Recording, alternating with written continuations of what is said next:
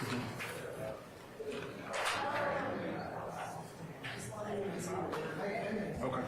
Okay. All right. All right.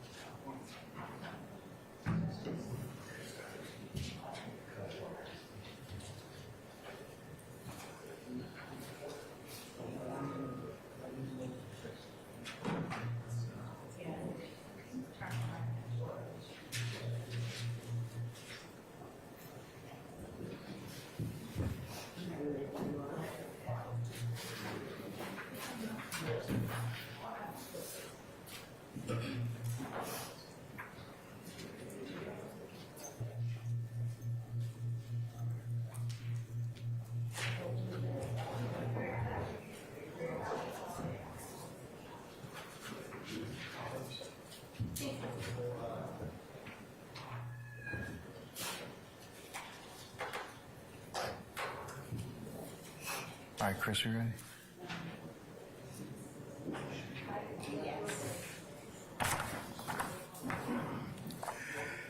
All right, good morning, councils and interested parties. We're back on the record in the matter of the state of Georgia versus Cleve Adams et al. In 22 SC 183572. Let me go ahead and take roll. Let me find my...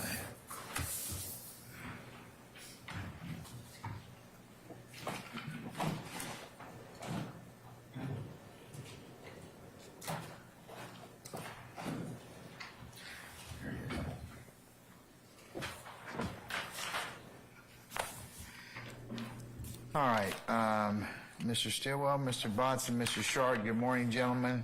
Good morning. All right, Mr. Williams, Mr. Steele, Mr. Adams, and Mr. Nard, good morning. Mr. Kendrick and Mr. Weinstein, good morning. Mr. Huey and Mr. Matthews Jr. and Sr., good morning.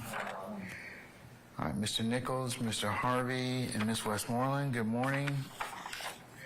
And Mr. Ryan and Ms. D. Williams, good morning. All right.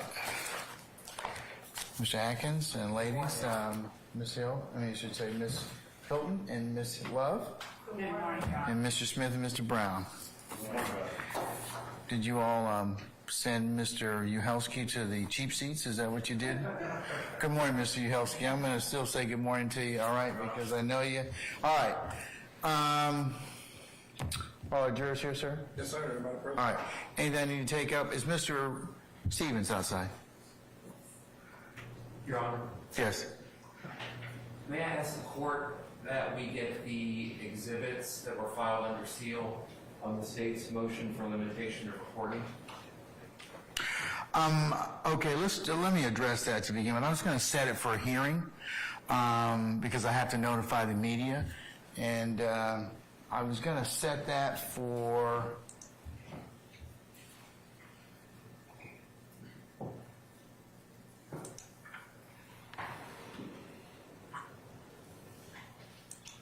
let's give them 10 minutes.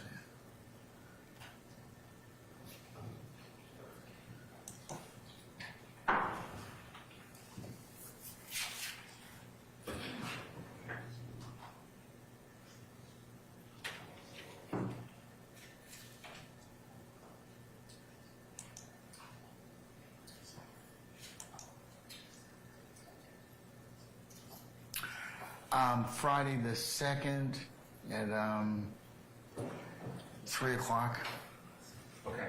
So before then, State, do you wish to be heard on the issue of those particular filings? I'm aware of it.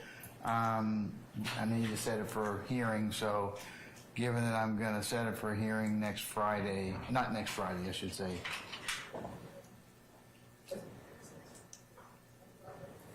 Yeah, it is next Friday. Yeah, we're almost out of January. I'm gonna set it for next Friday. That will give us at least 10 days. So.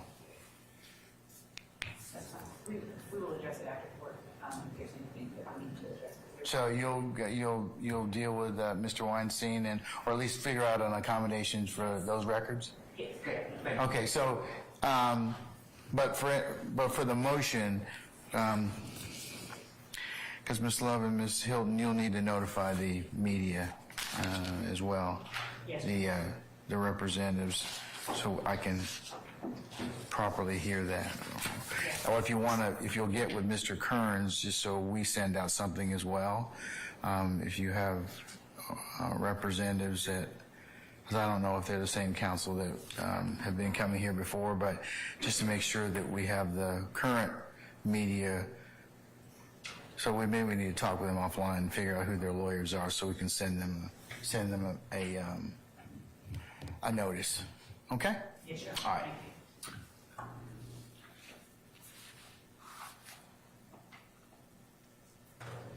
So those of you from the media, if you would do us a favor, sometime between now and the end of the day, if you would get me a point of contact for who your legal representative is, name, phone number, email, we'll go ahead and notify them for the hearing on the 2nd of February at 3 p.m.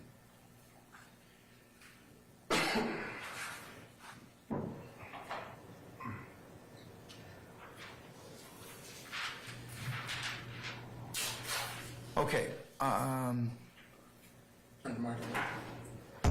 did. All right. Go ahead and summon our jurors. Can we bring in Mr. Stevens, please? Okay. Mr. Stevens? Mr. Seiden, did you have a question for me? Our lawyer actually just got here. Won't hear today. I just need, if you just give me a card, that'd be fine. Okay.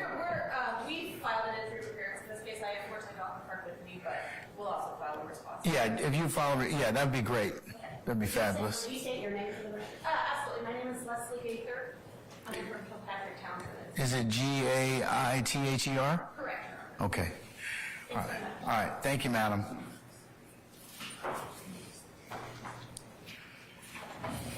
Okay, summon our jurors, please, sir.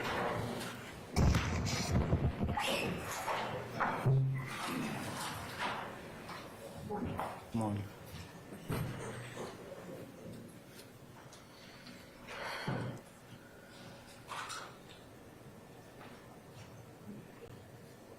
Listen up.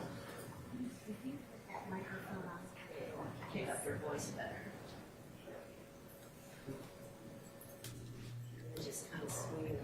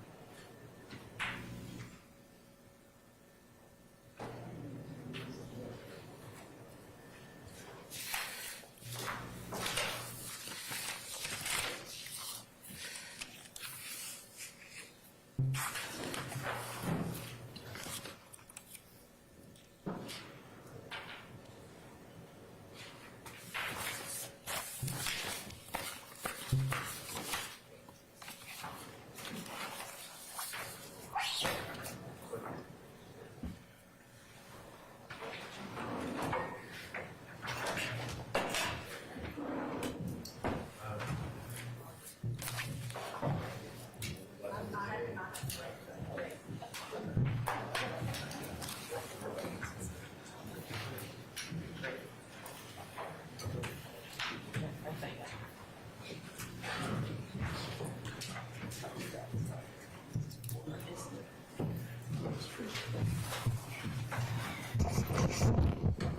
All right, ladies and gentlemen, please be seated. President Count Ford. All right, thank you, Sergeant Ingram. All right, Mr. Stevens, remind you still in the oath, okay? Good morning, ladies and gentlemen of the jury. Good morning. All right. Zay?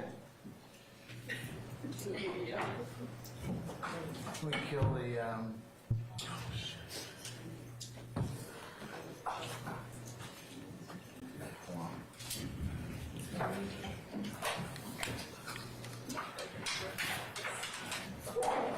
Thank you. You're done? Oh, good, okay.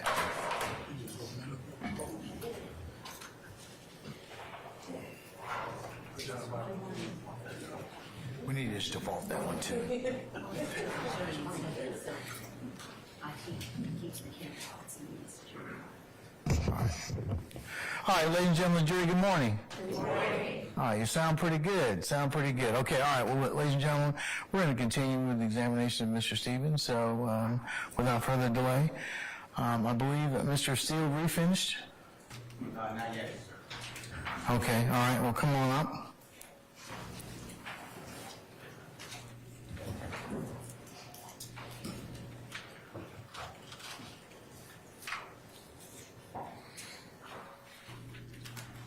May I, Your Honor? You may, sir. Good morning, sir. Come on. Your Honor, with the court's permission, can Mr. Kokomo show Mr. Williams exhibit number 31, if you don't mind? He may, has already been admitted.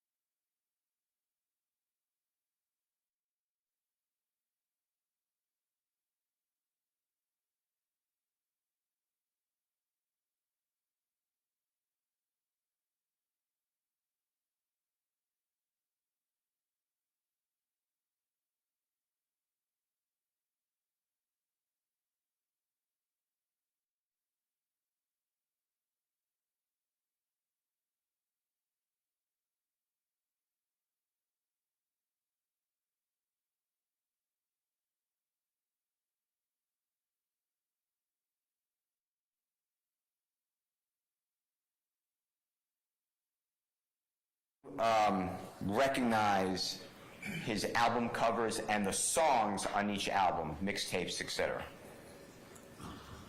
To my best. Okay.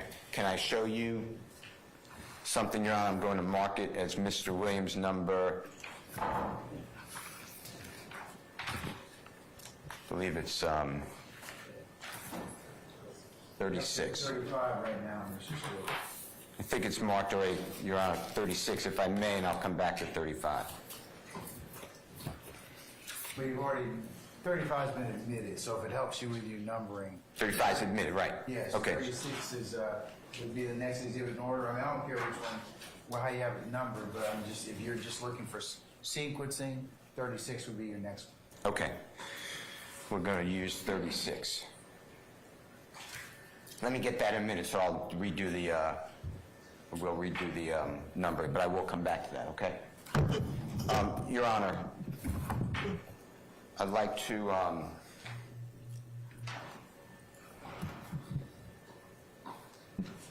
move for the admission. I showed you, Mr. Stevens. If you need to see it again, just tell this honorable court.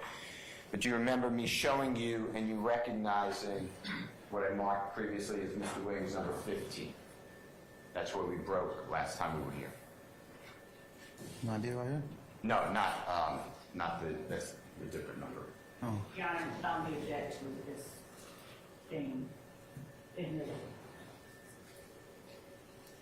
That's the video, Your Honor. That's when we stopped last week.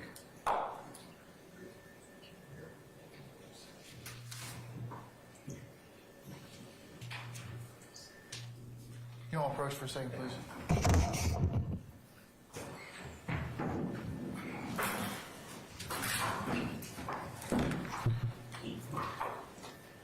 Mr. Stevens.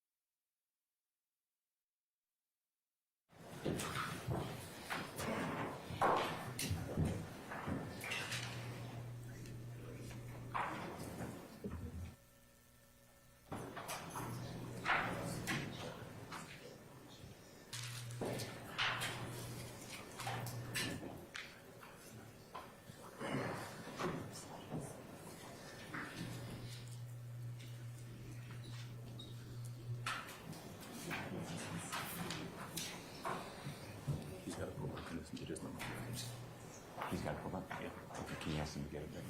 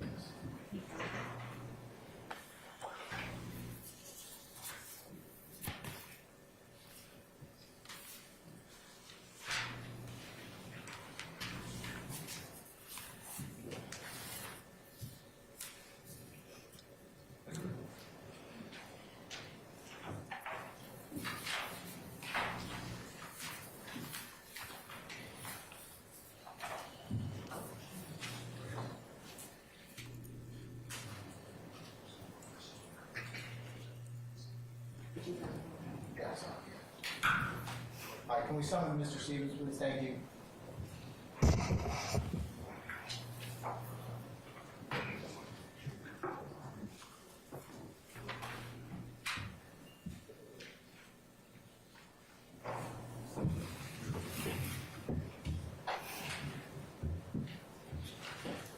May I approach, Your Honor?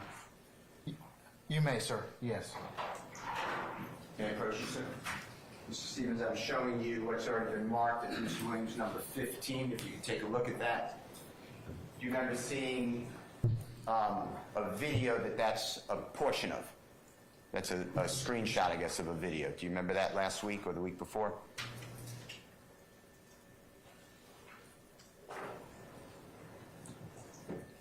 You ain't show me no video. You ain't show me no video, You dude. want to see a video? No, I mean, I know it, I see what it is. Okay. And do you recognize what that is? Yeah.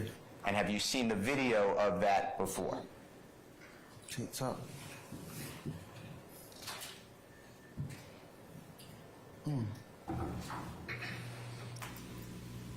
No, I think I seen one. Can y'all approach for a second? Counsels.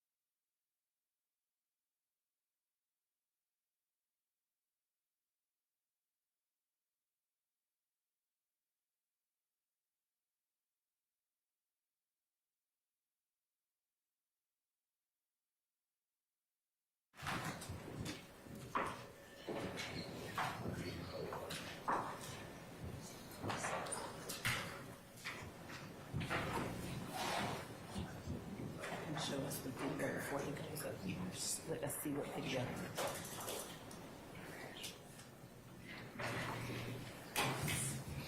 Mr. Stevens, I'm going to show you a video. It's marked as Mr. Williams number 15, okay? Mr. Kokomo, can you show it to the state again?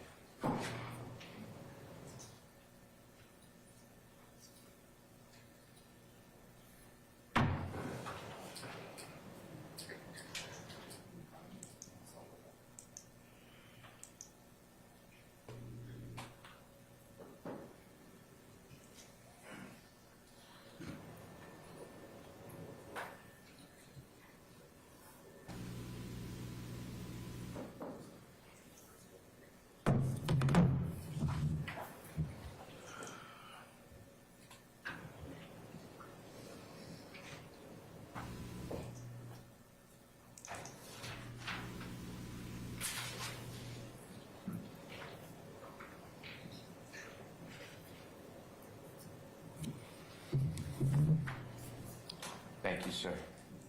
Mr. Stevens, have you seen the video that's marked as Mr. Williams number 15 in the past? Yes. And does it accurately depict what you just were shown by Mr. Kokomo? Yes. Your Honor, I move for the admission of Mr. Williams number 15. Both 15 would be the still photograph or the screenshot, and 15A would be on the thumb drive of the video. Any objection? The state has no objection to its admission, we just ask to be provided a copy of it. All right. I think that was right, but okay. Okay, defendant Williams 15 and 15 alpha are admitted and may be published as you see fit. Your Honor, thank you. Mr. Kokomo, if you don't mind. I believe there's volume. Did you? Oh, it's good. Okay. Yeah. All right. Okay. And do you to get? I still got to get in. Okay, when you get in, if you could like cut and paste the link, because I've been struggling with all things. I mean,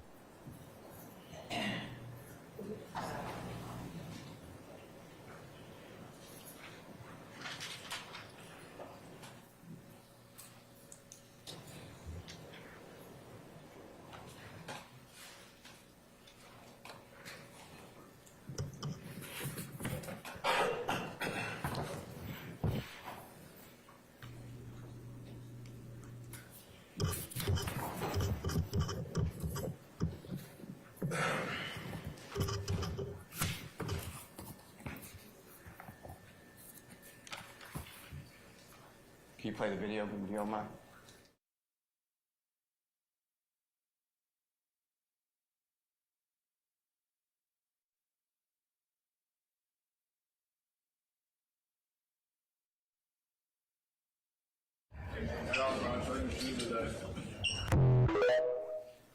Mr. Stevens, do you recognize the person who's going around the circle of Mr. Williams number 15A? yes. And who is that person? LeBron James. And did you hear him say, or did you see him rather, do something with his hand that's similar to what is depicted in Mr. Williams 15? Yes. And what did he do with his hand? Wiped it across the nose. And is that similar to what's in the indictment, the allegation that Mr. Williams? Objection, Your Honor. I sustain that objection. Is it identical? Objection, Your Honor. Sustain that objection. Is the indictment show that I showed you last week, if you need to see it again, I'll show it to you, and the exhibits and evidence of Mr. Williams wiping his nose, was that an overt act in count 1? Yes. Same thing that Mr. James Objection, did. Your Honor. I sustain the objection. Did you hear what Mr. James said as he wiped his nose and he was going around? Yes. What did he tell the jurors what he said? Slime. And is that similar to what you have been speaking about, the word slime? Yes. Objection is too similar to what Mr. I sustain the objection. That's the form. You can rephrase. Have you been asked about by the prosecution, has an indictment charged the word slime? Objection, Your Honor, as to compound, question, I sustain and the objection. That's the form. You can rephrase. Have you been asked by the prosecution about the use of the word slime? Yes. Same word that LeBron James used. Yes. Is there something sinister to you with the use of the word slime? No. You already explained to the jurors that this comes from, according to you, your background, your observation comes from a song by Mr. Carter or Lil Wayne. Is that what you said last week? Yeah. Sir, could you speak up, please, or speak into the microphone? Yes. Okay. And the wiping of the nose, is that anything sinister that signifies some sort of gang on Cleveland Avenue? No, we only did that for like we was smoking weed, and that's to say your weed loud. We put our finger on our nose. And do you know whether besides Mr. James, other actors do that? Have you seen other people do Your that? Honor, I object as to the form of the question. I sustain the question. Have you seen other basketball players do that same movement? Yes. Have you seen professional football players do that? Yes. Have you seen coaches in football, college football do that? I don't know about no coach. Okay. Have you seen college players do that? Mr. Stevens, please speak in the microphone. Pull yourself up as close as you can to the mic. speaking. I wasn't even answering it. Huh? I wasn't answering the question yet. I know, but Oh, you talking about, all right. we're having a hard time. That's much better. See, everybody can hear you. I got you. Okay, all right. Have you seen college football players do that same motion? I don't recall. Okay. How about Major League Baseball players? I don't recall. Is that something unique, the wiping the nose, saying slime, to some gang member on Cleveland Avenue? No? Okay. Now, I'm going to ask to approach and show you Mr. Williams' exhibit number 30.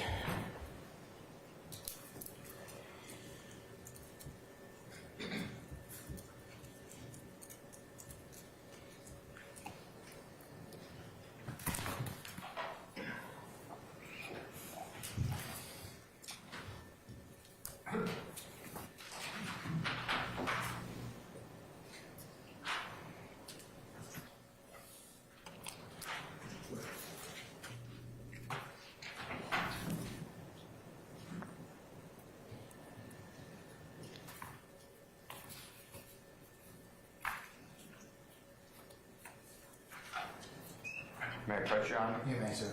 May I approach you, sir? I'm showing you Mr. Williams, number 30. Take a look at that. Tell me if you recognize The image and writing in Mr. Williams' number 30.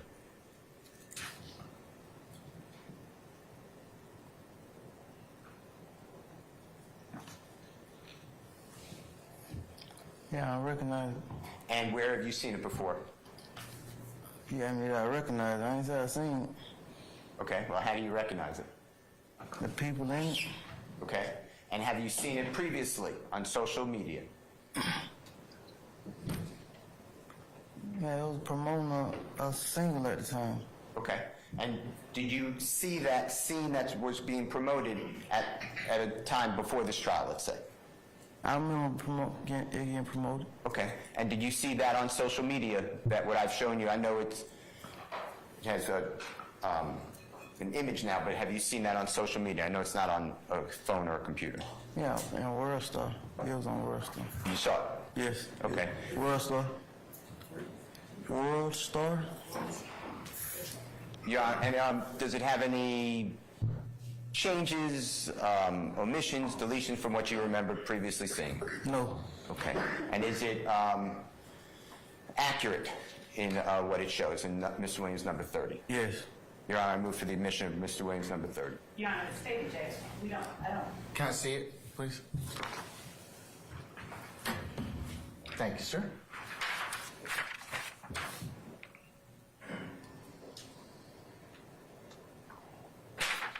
I'm sustaining the objection. Okay. All right. You were asked by the Honorable Ms. Love earlier on your direct examination to show the ladies and gentlemen jury a Bloods gang sign. Do you remember something like that, demonstrating that? Yes. Do you know what a Crip gang sign looks like? Yeah.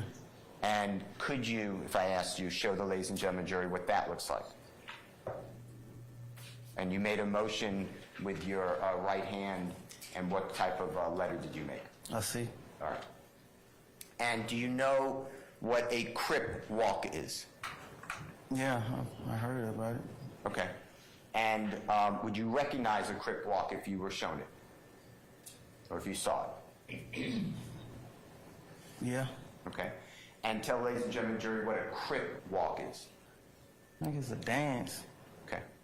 And the Crips, do you know, can you tell ladies and gentlemen jury what generally a Crip is known for? What is it? What a Crip known for? Yeah, what is it? What Oh, colors? Okay. A blue color? What color? Blue. Okay, blue.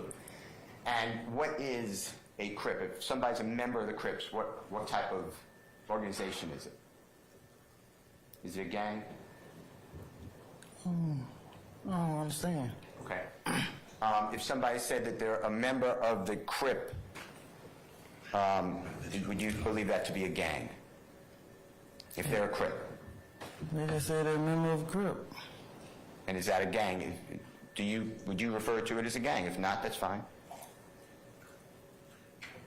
Organization, gang, I don't know. I couldn't hear you. Organization? Okay. Did you ever see the Super Bowl halftime show from 2022 with Snoop Dogg? Yeah. And tell ladies and gentlemen, jury, what you remember Snoop Dogg doing, or colors he was wearing, if you remember. Blue. Okay. And tell the ladies and gentlemen, jury, whether you noticed that Snoop Dogg, well, who is Snoop Dogg? Tell the ladies and gentlemen, jury, if you know. Entertainer. Well-known? Well-known entertainer. Performed at the Super Bowl? Yes. Along with other people? Yes. During that performance, did Snoop Dogg, did you notice, display a hand gesture similar to yours, showing a C, or a Crip gang sign? Phil Snoop Dogg, 9 times 10 he did. Okay. I'd like to show you, with the Honorable Court's permission, Mr. Coco's permission, a video of that performance. Tell me if you recognize it, okay? Your Honor, is that okay? Yes, sir. And this will be marked as Mr. Williams' number 37, Your Honor. You have to show it to the state. Have you seen it, Steve? No. Why don't you show it to the state before you show it to the witness?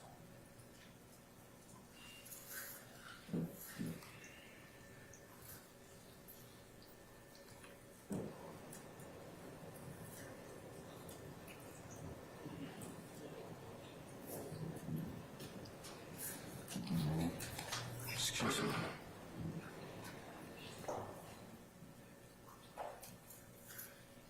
I'm trying to look at the TV when I'm moving back up there. Because he wants you close right here, because when you sit back here, he doesn't.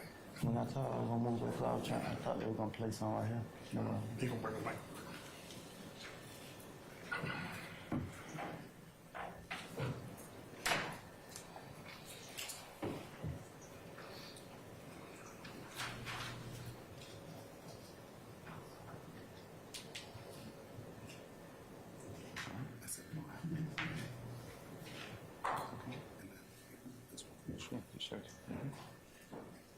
And you'll need to tell the court and the jurors and everybody, if you're showing just portions, what number. Yeah. Okay, thanks.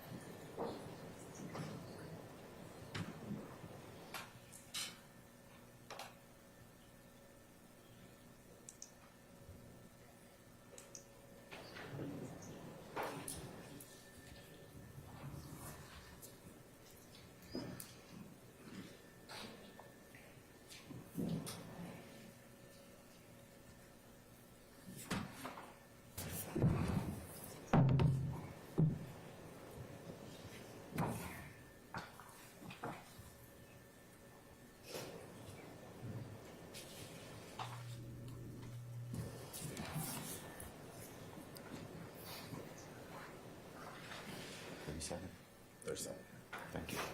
Mr. Stevens, were you able to view what Mr. Kokomo showed you as Mr. Williams' number 37? Yes. And is that an accurate depiction of what you described earlier of seeing the Super Bowl with a performer named Snoop Dogg? Yes. And was he making the references or the observations that you described to the jurors about the walk and the using the hand? Yes. And are there any, to your knowledge, deletions or additions or modifications, meaning were there any changes made to that, or is that how you remember it? Yes, now I remember. Okay, Your Honor, I move for the admission of Mr. Williams, number 37. Any objection to Defendant Williams 37, madam? No objection as to the video being played without sound and at the timestamps that Mr. Kokomo said that they would be played for Mr. Smith. I'd like to play the sound and the entirety. Have you seen the entirety of it? Would you? All right, why don't you just, how long is it? Just come on up here and let's play it. And screen it. This would have been nice for you to do before we got in here this morning, Mr. Steele. So please, in the future, don't do this to all of us, okay? Okay? Sir, I'm talking to you. I said, yes, sir. Okay. This is not professional.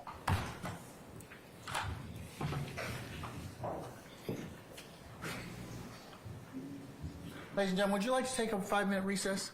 Yes. Okay, all right, why don't we do that?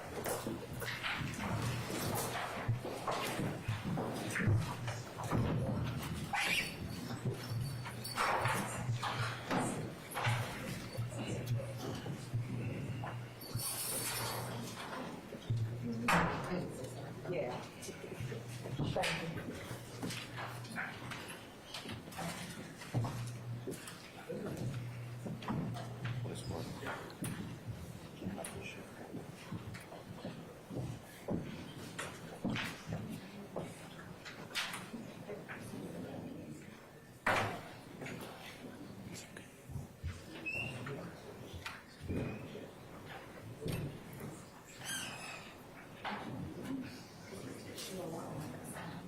Yeah. You just said sound though. He said do all work, but I'm like sound. We're gonna play some people that with mics.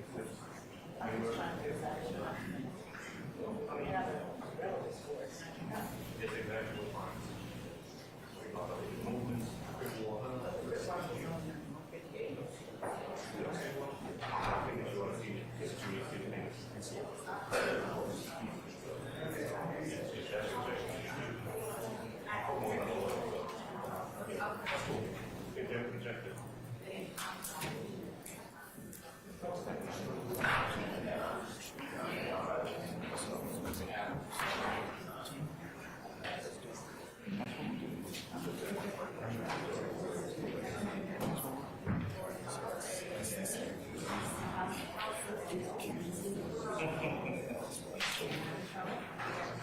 long? You come back with the shoes last week. Well, it's dry January. Why is that?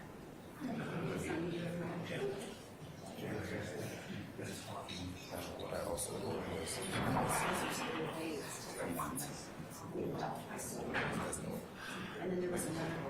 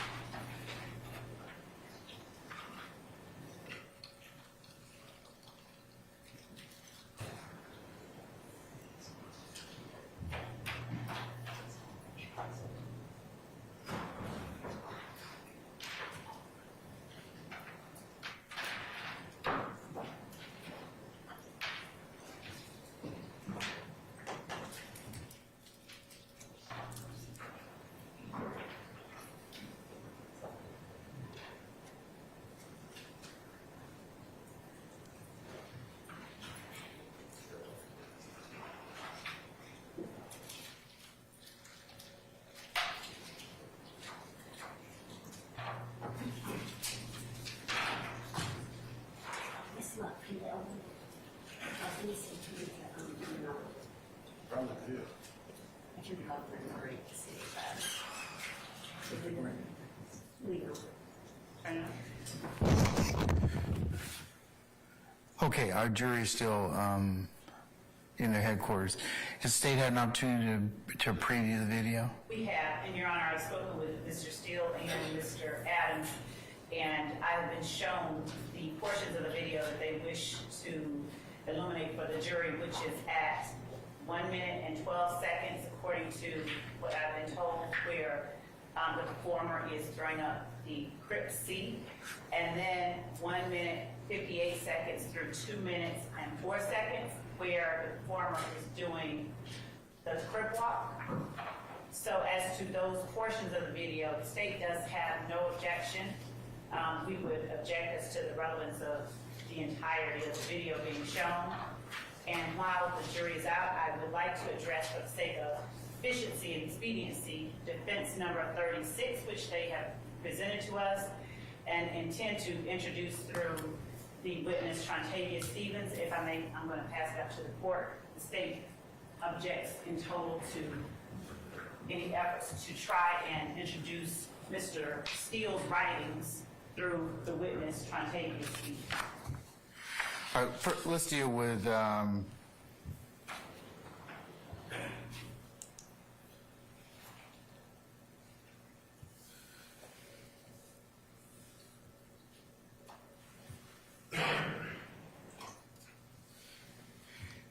is the video defendant Williams 36 or 37, Mr. Steele?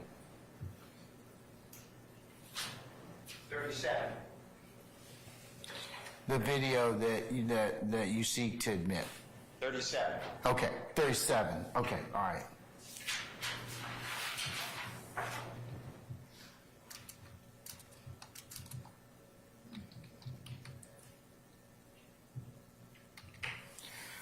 Okay, so Mr. Steele, why you've indicated that you wish to have the entirety of the video played. What would the purpose be in terms of an evidentiary basis, so I can rule upon that?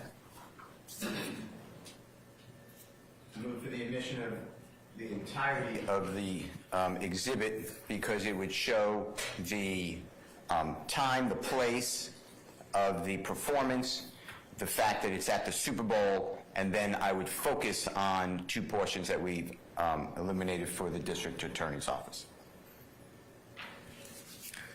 Okay.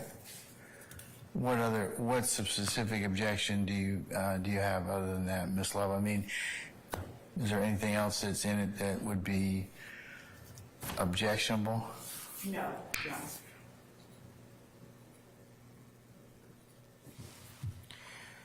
Okay.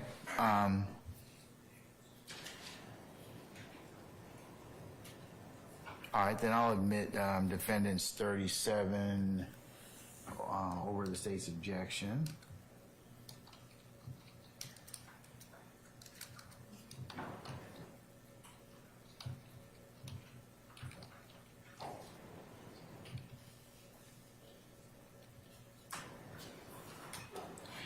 All right, this one here,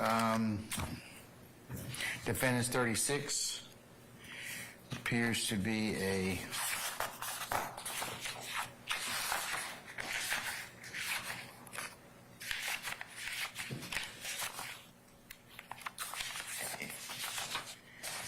a 10-page document, and I assume that this is some of Mr. Williams' songs. Is that correct? Correct. Okay, and what's the basis for the introduction of this particular document through Mr. Stevens? Mr. Stevens already stated that he would recognize, I have to show him the document, Mr. Williams' albums and releases and mixtapes and the songs thereon. That is what the document purports, or what it is. And then the original witness for the state, Detective Belknap, this honorable court qualified as an expert in gangs, and he mentioned that a person with YSL would be wearing red. He showed a bandana on the right side of Mr. Williams. He picked out a photograph over my objection, and the court allowed it to be played on State's Exhibit Number 1 or shown to the jury.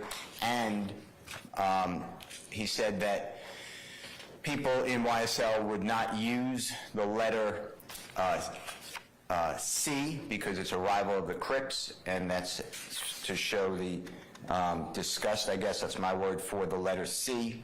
And here you will see many songs with the letter C. So that is the purpose of number 36. Your Honor, if I may respond, of course. Yes, go ahead, madam. One, Detective Belknap never said that people in YSL would never use the letter C. There are Crips in YSL, so I know he did not say that. But two, Your Honor, the objection that we have is to Mr. Steele's handwritten, typed document, his writings being admitted through this witness.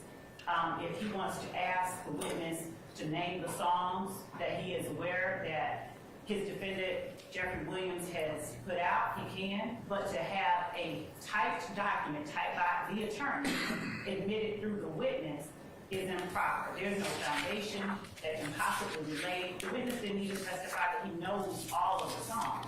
It's just an awful way to try and backdoor some albums Mr. Steele wishes that the jury has in front of him, a compilation of defendants' most, I guess he feels, most favorable releases. Notably, there are some slime season that aren't even on there. But besides all that, this witness is not a proper witness to introduce Mr. Steele's writings.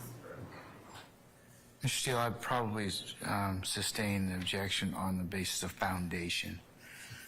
I'll try to lay a foundation with the witness. I'll show him the document if he can identify it. I asked him if he knows the songs and the albums, and that is an accurate description, and it's not my right. Still think you're going to have an issue as to foundation. I mean, if you're attempting to get in this compendium, you may have, there may be other witnesses or other particularized folks you may have to kind of do that. But at this point, I haven't heard anything from Mr. Stevens, and I would agree with the state that it would be, at this point in time, not admissible. Not to say it won't, but at this time, I would not allow it. So I'll just, for the record, just say that I have, it's been identified. If you want to try and admit it through somebody else, that's fine. Anything else? Not from this. Okay, all right. 37 is admitted, 36 is not as of yet. And can we call Mr. Stevens, please? Back.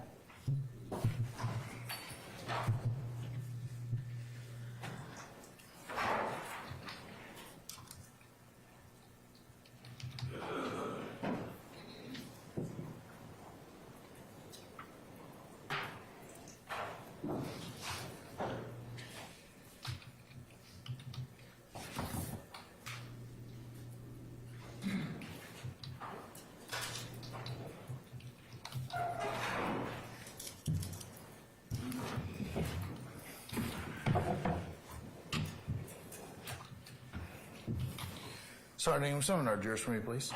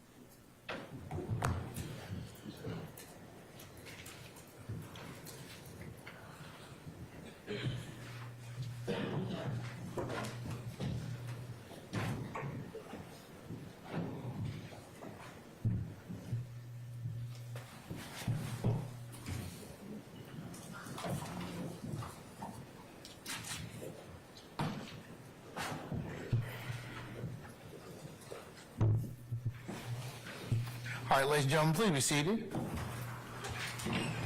All jurors present, count. Thank you, Sergeant Ingram. Mr. Steele, you may continue. Your Honor, I move for the admission of Mr. Williams, number 37, based upon the foundation laid. All right, any further objection? No, Your Honor. All right, defendants Williams 37 is admitted and may be published as you see fit.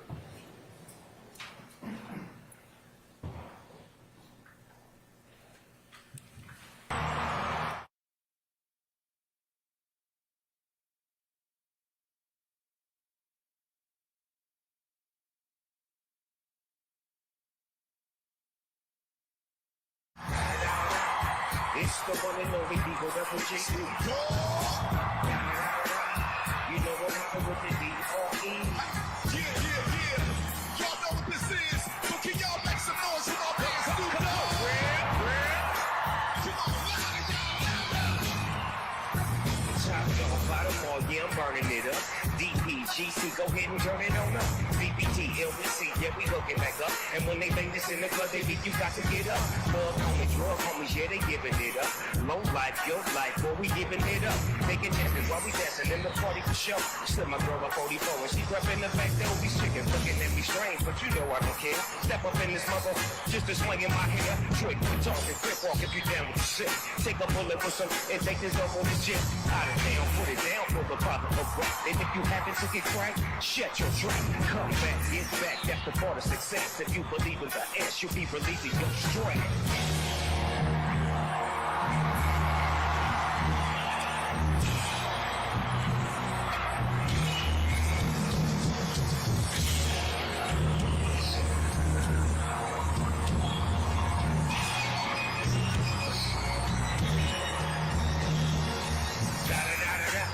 It's the one and only D.R.E. Dr. Dre, you little buster.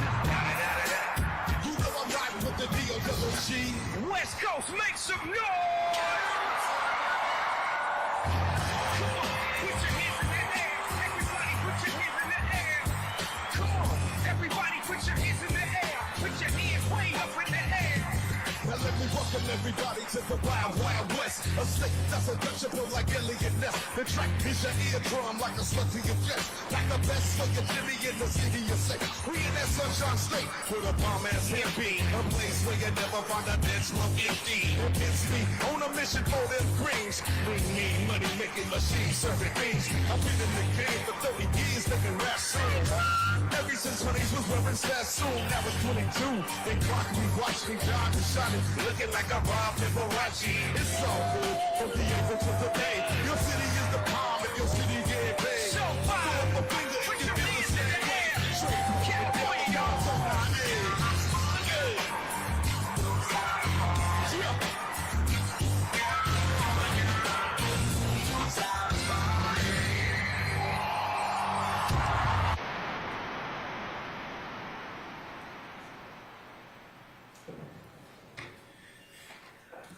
Mr. Stevens, the gentleman in the blue outfit on the screen, do you recognize and tell the jurors who that person is or performer known by?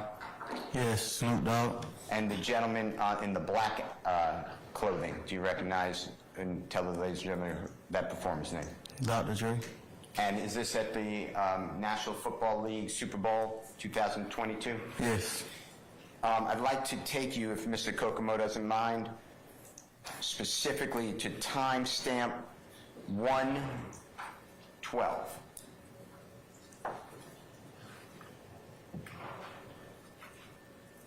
And do you see and can you articulate to the jurors what the gentleman who you identified as Snoop Dogg in the blue is doing with his left hand at that? Making a C? Okay. And is that similar to the C that you showed the ladies and gentlemen jury earlier? Yes. And then the outfit, the blue outfit, is that right in the center? That's the gentleman you're talking about? Yes. And then if you can go, Mr. Kokomo, to 158 to 204. Did you hear in the words that performer say something about a crip walk? Did you hear that? No, I wouldn't even do this. All right, at 158, if you could play that to 204. And that person in the blue outfit, do you recognize that dance? Yes. And would tell the ladies and gentlemen jury what that dance signifies. A crip walk. All right. Dance. Okay, thank you. Thank you, Mr. Kokomo. Now, do you ever know about a song, or are you familiar with a song that Tupac, you know who the performer Tupac is by any chance? Yes. All right. And do you know a song that he was featured on called Player Young Thugs? Are you familiar with that song? Mm-hmm.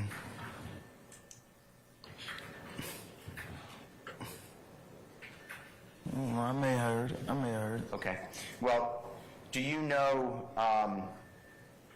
you already identified Jeffrey as a performer. What's his performer's name? Young Thug. And do you know, if you do know, what, if anything, Thug stands for? Yes. Tell the ladies and gentlemen, jury. Truly humble on the God. And is that something that was personal or is personal to Jeffrey? Objection, speculation. I sustain the objection. Do you know whether At that this is time. personal? Do you know whether that is personal to Jeffrey? Objection, again, he can't speak to his mindset. I sustain the objection. All right. Throughout the years that you've known Jeffrey, has he encouraged you to read? Objection, relevance, and objection. I sustain the objection. I don't believe it. All right. Thank you, Mr. Stevens. Your Honor, I have no other questions at this time. Okay. Mr. Sharp?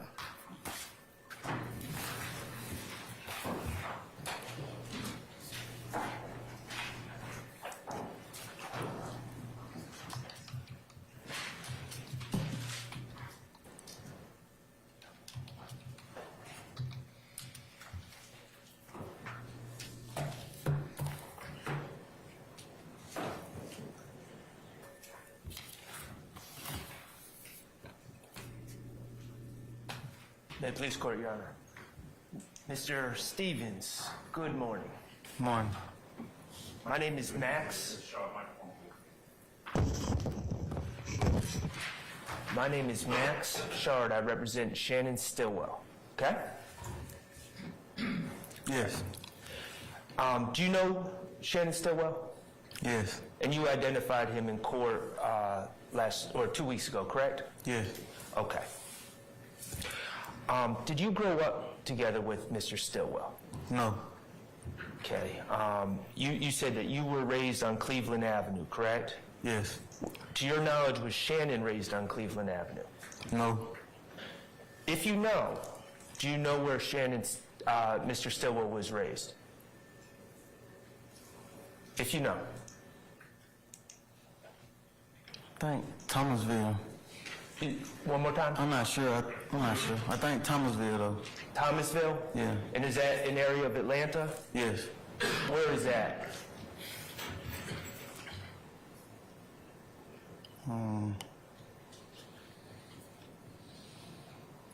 Is it off of Boulevard? No. By Grant Park? It's like by Moreland Avenue. Okay, Moreland Avenue? Yeah. Okay. But it's a separate neighborhood than Cleveland Avenue? Yes. Okay. To your knowledge, you spoke a couple weeks ago about people being members of Rock Crew. Did you ever know Shannon Stillwell to be a member of Rock Crew? No. Did you know him to be an associate of Rock Crew? I already answered that. An associate? What is your answer? I'm sorry. I answered that. She asked me, Ms. Love asked me the same question. Okay, and your answer was no? Is it?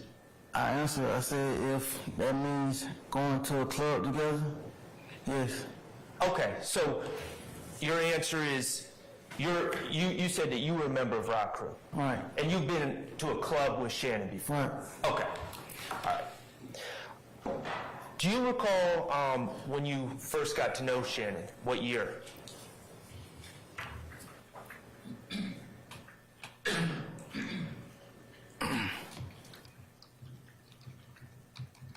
Probably 14, 13. Okay.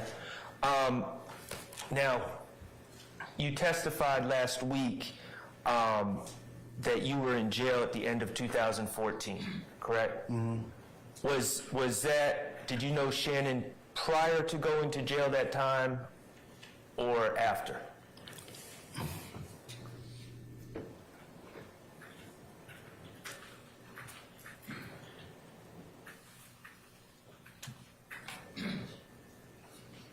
I knew him before prison. That's why it was so easy for me to know. Okay. All right. Now, Mr. Stevens, you testified over the last few days that you've been on the stand that you have committed crimes before, correct? Yes. Okay. And your testimony isn't that you're innocent of everything that you've ever been accused of, is it? Say that one more time. Have you been guilty of some crimes in the past? Yes. Okay. I would like to ask you about a couple of those instances, okay? Yeah. All right. Now, Your Honor, and if this isn't as to certifies that have been admitted or tendered or things that have already been admitted as evidence, I don't have any objection. But if I'd like for Mr. Short to at least identify to the state anything that he intends to ask or Can you all inquire. come on up for a second, please? okay.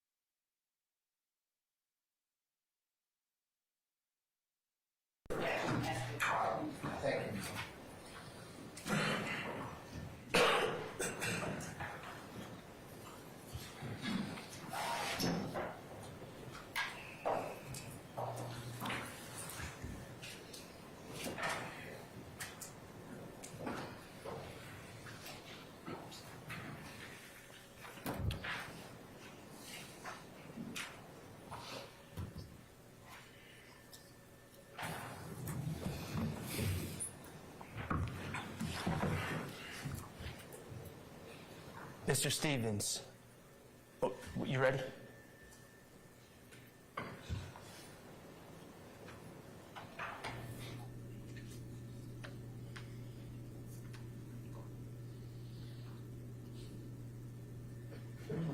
No, we're good.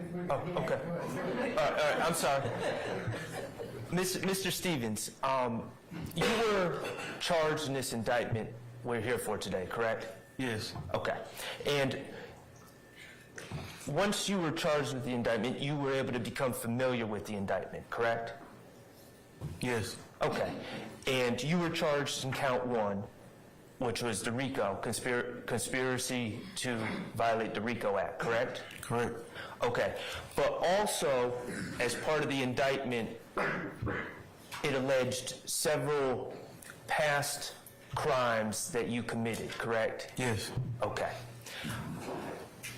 I want to talk to you about, first of all, Overt Act 1, which was Fulton County case 13 SC 116787. It happened on January 25th, 2013. By that date, do you know what I'm talking about? Okay, it involves you allegedly, and you pled to this, committing aggravated assault. Officer. Yeah. Are you familiar now? Yes. Okay. That happened in the apartment, or the parking lot of an apartment complex at 2616 Old Hateville Road, correct? Yeah. Okay. And you were charged with aggravated assault and possession of firearm by a convicted felon, correct? Yeah. Okay. Now, we heard earlier a lady came in and testified about how. Your Honor, I object as to rule of sequestration and testifying. I'm saying this at form. What's your rating, Mr. Sharp? Okay. There was a stolen car in the apartment complex that day. Are you now aware of that? No. Did you know that on that day? No. Did you know anything about a stolen car? No. Did you take any part in robbing someone or carjacking someone in Noonan, Georgia? No. Okay. And you were never charged with that, correct? No. And you have never admitted any guilt in that? No. Correct. Okay. Now, let's go back to the apartment where that you now know that a stolen car was in that parking lot, correct? Yeah. And you know that because you ended up being charged in that case back in 2013, and your lawyers told you about that, correct? Yes. Okay. That apartment complex, were you living there? No. Who was living there? Associate. Okay. And at some point, did you notice people seated in a car in the parking lot of that apartment complex? Yes. Okay. How long were they there?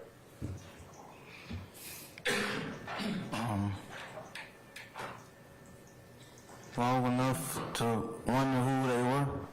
And how far were they from your associate's front door?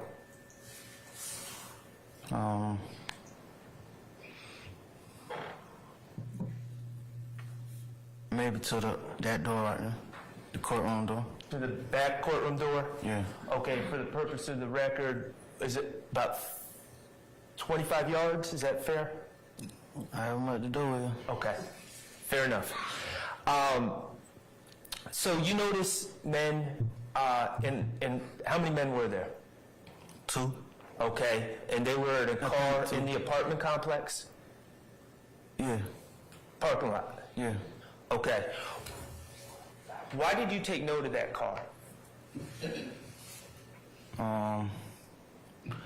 Because they was acting weird. They had on black hoodies. They was just being weird. Were they wearing police uniforms? No. Okay. What were you concerned of? My safety. My safety. Okay, could you explain specifically why those men sitting in that car made you concerned for your safety?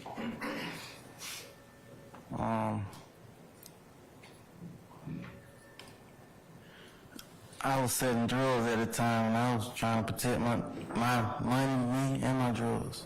Okay. And I think I know where you're going with this, but could you spell it out? What were you concerned those men were doing or planning to do? Anything that can harm me. I don't know. Does that include robbery? Yes. Does that include armed robbery? Yeah. Okay. And I know you said they weren't wearing police uniforms. Did you know they were police at the time? No. Okay. So when you saw these men outside, sitting in the car outside of your associate's door, what did you do? I asked them if they could roll down their window. Okay. Were you initially in the apartment building, the unit? I was in like the hallway of it. Okay, and so did you walk out and approach the men?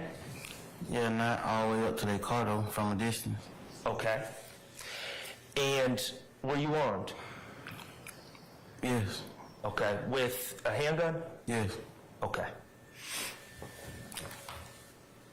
When you approached, how did that go?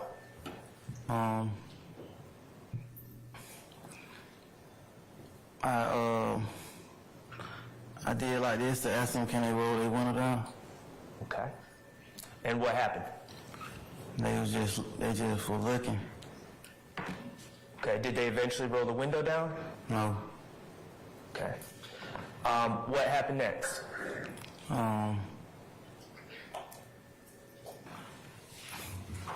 I pulled out my gun and like placed it on my side of my leg. Okay. And how far were you away from the car when you did this? A distance. Okay. And what happened next? He reached over and grabbed his walkie-talkie, and then I knew he was the police. He being who? The person that was in the truck. The driver or the passenger? The driver. Okay. And you said when he reached and grabbed the walkie-talkie, what did you realize then? That he was the police. How did you know it was police then? Because he had a walkie-talkie and he put it towards his mouth. Okay. And when you realized it was the police, well, let me ask you this. Before that happened, before you realized it was the police, did you ever point the gun at either of them? No, I never pointed the gun. Did you ever flash any gang signs? No. Did you ever say anything gang-related? No. You said you were concerned about being robbed, the victim of an armed robbery, by these unknown men, correct? No, it had all type of concerns. Did this have anything to do with a gang? No. Okay. And when you realized it was the police, what did you do? I didn't stand my ground. I took off running. You said you did not stand your ground? No. Okay. And where did you run? To the nearby woods. And what did you do with the gun? I threw it.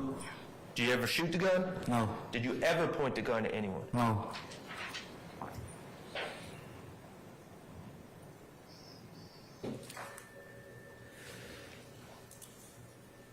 Look at the men seated out here as defendants.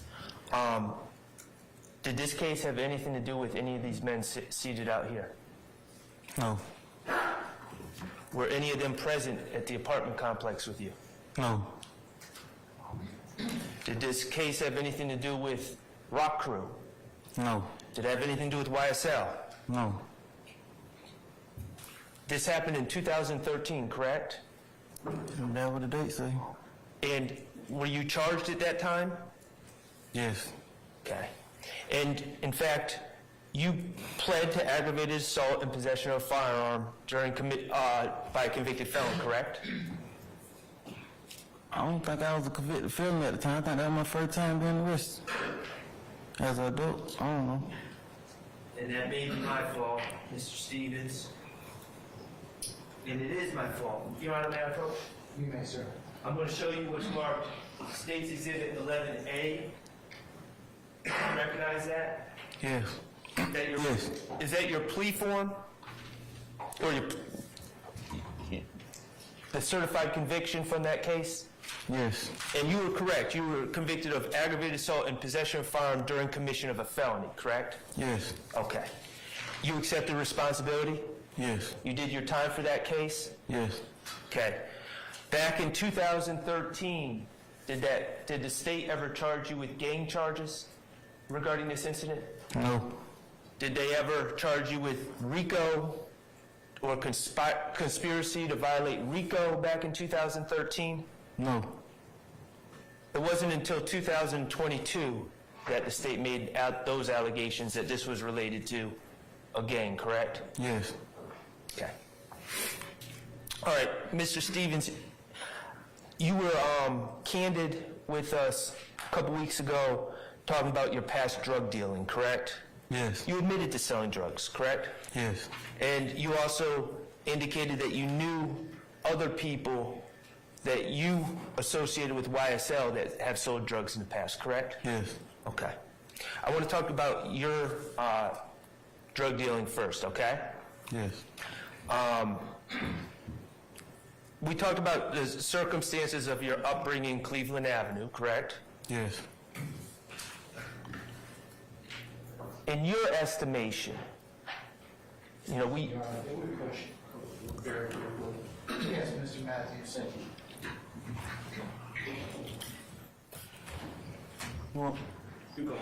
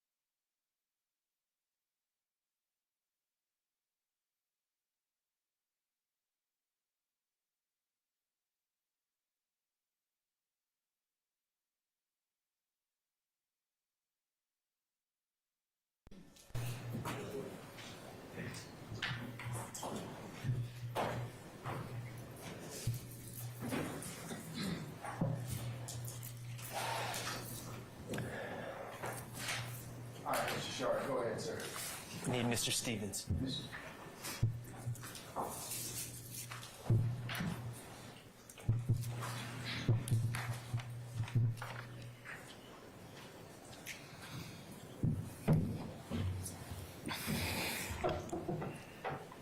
Mr. Stevens, I was about to ask you about, especially around the time, I'd like to ask about time when you were little.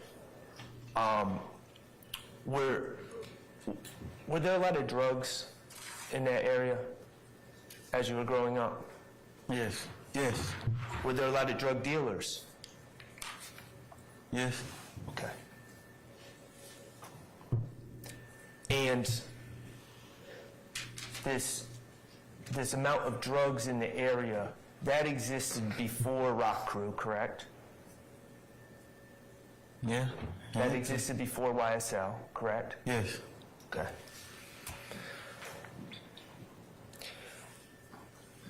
What years approximately, or how many years would you say that you sold drugs?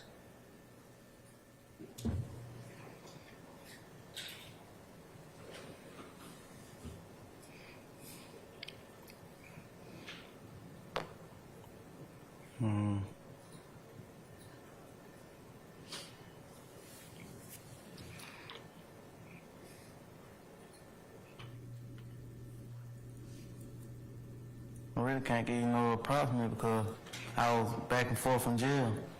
Is it fair to say more than 1 year? Yes. Okay. And generally speaking, what kind of drugs did you sell?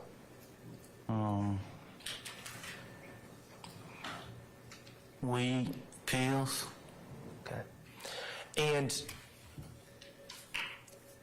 you ever hear the term weight or moving weight?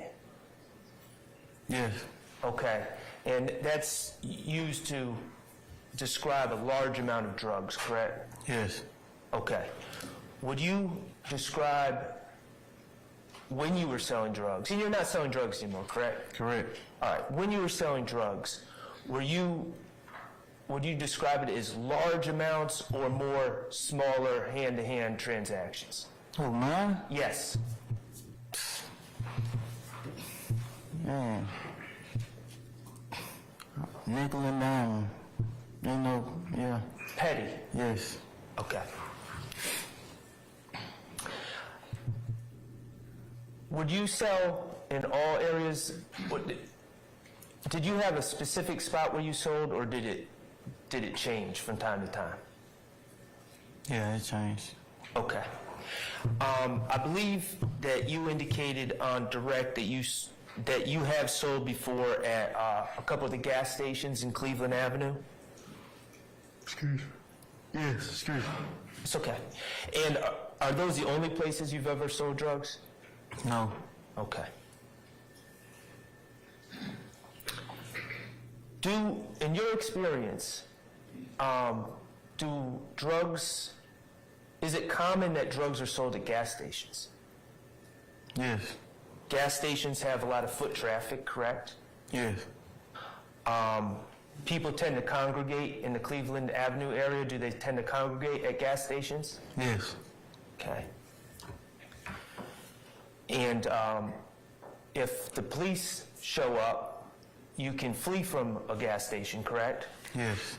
It's not like a house where you're linked to that one location, correct? Right. Are those all things that make it advantageous to sell at a gas station? Yes. Okay. I'm going to, Your Honor, may I approach? I'm going to show you what's already been marked and admitted as States 16U.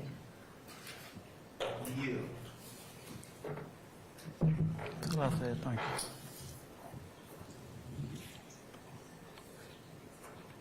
Thank you. Mr. Stevens, do you recognize that document? Yes. And what is that document?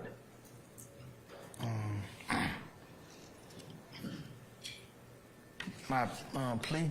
Is that your plea agreement? Yes.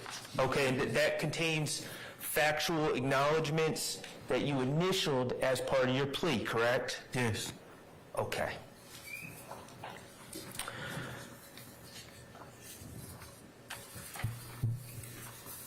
If I may approach one more time.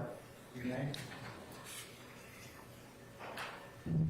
I'm also going to show you what's been marked 157N and 82J. Do you recognize what those two pictures are of? Yes. Okay, and what is 82J a picture of? Gas station? Is that the gas station at 151 Cleveland Avenue? Yes. That's a Exxon? Yes. Okay. And that Exxon, is that a place where people in Cleveland Avenue would congregate to sell drugs? And do other stuff too, yeah, just chill, yeah. Okay. And other stuff. Is there foot traffic at that location? Yes. Was that location close to your house? Yes, you can walk to my house from there, yeah. Okay. How about 157N? Is that a picture of 221 Cleveland Avenue? Yeah. And that's the blue chevron, correct? Yes. Okay, and again, is that a location where many people would sell drugs? And hang out too, yeah. And hang out. And is it fair to say that there's lots of foot traffic in that gas station? Yes. And that is close to your house, correct? I can walk to it, yeah. Okay.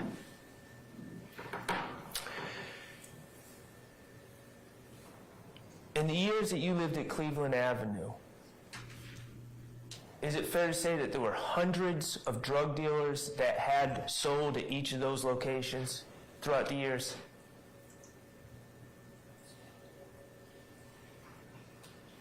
Yeah, you can say how many, yeah. I mean, yes. Okay. How many? At the times that you personally sold drugs at these locations, is it a situation where you're the only one selling drugs at that gas station at that time, or are there other people also selling? Yes. Yes, what? Yeah, other people. Other people. And are we talking about other people that are working with you, or other people that are doing their own hustle at the same time as you? Yeah, other people that are doing their own thing. So you don't have, if I understand you correctly about these gas stations, you don't have exclusive rights to these gas stations? No, how? No. Okay. So other people can come and sell drugs there as well, even if you're already there? Yeah. And you can come sell drugs there, even if someone else is already there? Yes. Okay. Do you know what? Well, let me ask you to look at 16U. That is your and just to help you out, Mr. Stevens, that's the plea agreement. Okay. Could you look at factual acknowledgement number 12?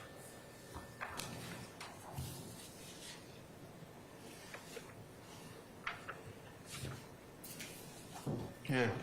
Okay, and factual acknowledgement number 12 says, the gas station at 151 Cleveland Avenue is a location where YSL associates sell drugs. Correct? Yes. Okay, and you've already acknowledged that you sold drugs there, correct? Yes. And I think that you indicated that another gentleman who's now deceased named Darius Ford sold drugs there as well. Yes. In the past. Yes. Okay. And you, in your estimation, he was associated with YSL. Yes. Okay. Now, so number 12, from what you're telling us, is true. That the gas station at 151 Cleveland Avenue is a location where YSL associates sell drugs, correct? Yes. Okay. Does this statement number 12, does it say only YSL associates are allowed to sell drugs at 151 Cleveland Avenue? No. Okay. If it said only YSL associates are allowed to sell drugs at 151 Cleveland Avenue, would that be true? Objection, Your Honor, as to vagueness. I stand the question.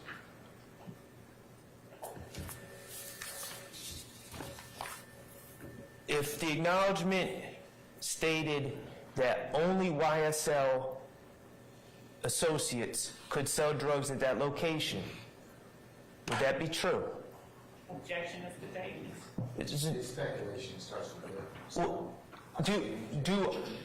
do people in your life on Cleveland Avenue, in your familiarity with 151 Cleveland Avenue, did you know people who have nothing to do with YSL that have sold drugs at 151 Cleveland Avenue? Yes. several people? Yes. Multiple people? Yes. Does harm come of them when they sell drugs at 151 Cleveland Avenue? No. Okay.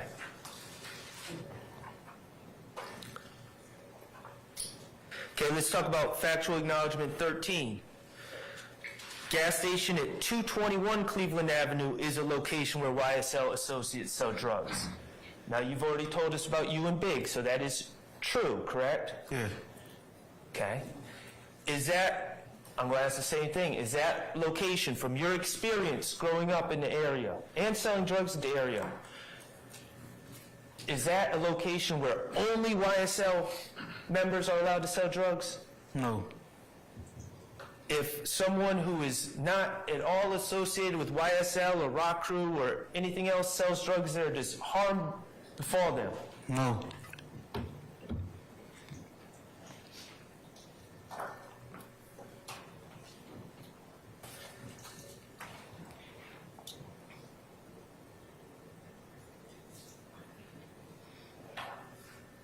Okay. Why did you sell drugs?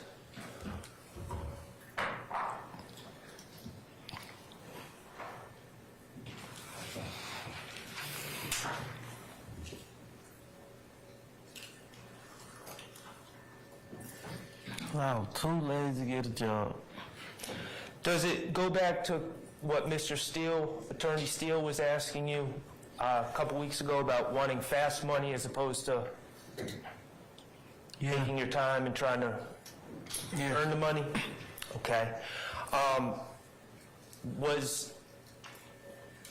Do you view selling drugs as wrong? Yeah. Okay. Did selling drugs give you money to provide for yourself at certain times? Yes. And what about your family?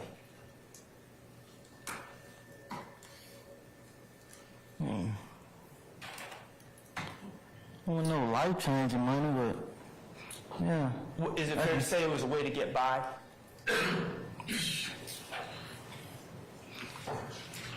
I didn't even reach that point to get by yet, but it was. Now, in a typical, the money that you receive from selling drugs, you testified approximately 2 weeks ago that you never gave Jeffery Williams any money. Is that true? Yes. Okay. And that includes any of the proceeds you got from selling drugs, correct? Yes. You never gave any of that to Jeffery? No. Okay. Did you have any agreement with any of these gentlemen in the courtroom to split money or share proceeds from selling your drugs? No. Who got the money from you selling your drugs? Me. Was it your own individual decision? Yes. Did anyone put you up to it? No. Did anyone tell you to stand at 151 Cleveland Avenue? No. What about 221 Cleveland Avenue? No.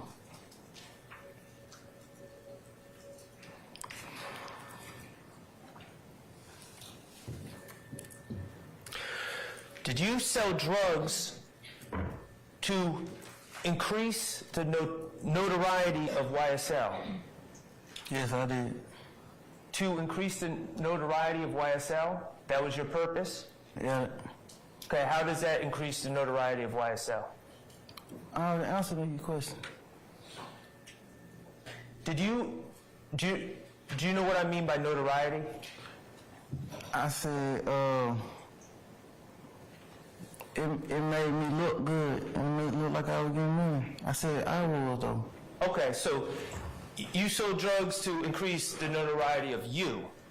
Okay, now I'm going to ask you, did you sell it to increase the notoriety of anyone else? What?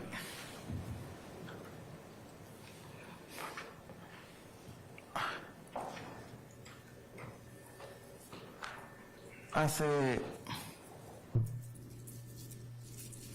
I did those things without permission, without anybody saying it, but that was why I was doing it, though. To do what? Increasing notoriety. Of who? Of YSL. But didn't nobody tell me to do it, though. Okay. What about, okay. How about other people? Why would they be selling drugs? Objection, speculation. If you know, has anyone told you? Okay. Has anyone told you? Has anyone told you their reasons for selling drugs? Objection, that would be hearsay. I didn't ask what they said. I asked if anyone told them. Okay. Let's talk about firearms.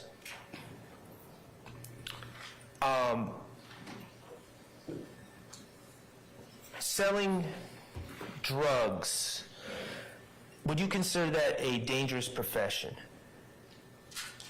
Yes. Okay. Why is it a dangerous profession? Selling drugs? Yes. Because it's illegal. Okay. Any other reasons? It's a lot of reasons, huh? Do you become a target for robberies? It's a lot of reasons, yeah. Is that one of the reasons? Yeah, that's possible.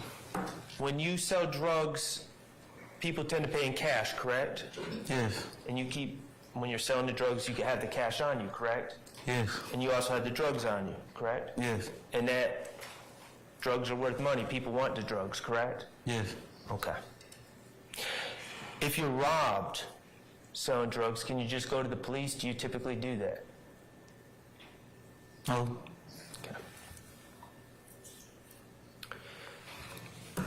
As a potential robbery victim, when you're selling drugs, did you tend to keep a firearm on you? Yes. Okay. And what is the purpose for you to keep a firearm on you when you were selling drugs? To protect me, to protect my drugs, to protect my money. Okay. So you weren't carrying a firearm for any other purposes than to protect you and your things, correct? Yes. Okay, so when you were in possession of a firearm when selling drugs, you weren't doing it for any of these gentlemen here, correct? No. It was for you. Yes. No one told you to do that, correct? Correct. Okay, and let me just go back to selling drugs at all at these gas stations. You said it made you, did it give you a sense of you're doing something? People could see that you're doing something? Yes. People could see that you were making money even if it was illegal money? Yes. Is that what you mean by notoriety? It was giving you notoriety as That's someone exactly what I mean. What you mean I meant that, though? Okay, well, I'm just trying to make it clear. So it's giving you a personal sense of notoriety that you're out here making it happen. Yeah. Okay? Were you doing that for any of these gentlemen? No. Okay? Were you doing that to increase any of their reputations? No. It was personal for you, correct? Yes. Okay.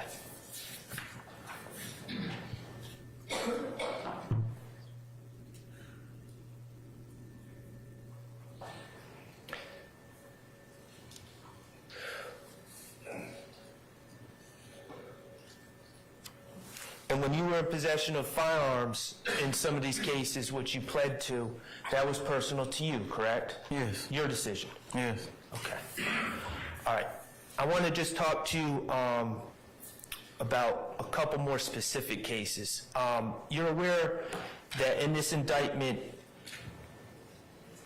you are accused of overt acts 48 through 50, which is Fulton County case 15 SC 135856 that happened on July 3rd of 2015. If I say the address, will you know what I'm talking about? Yeah. 1813 Sylvan Road with Marquavius Gay in your car? Yeah. Do you know what case do you know what case I'm talking about? Yes. Okay.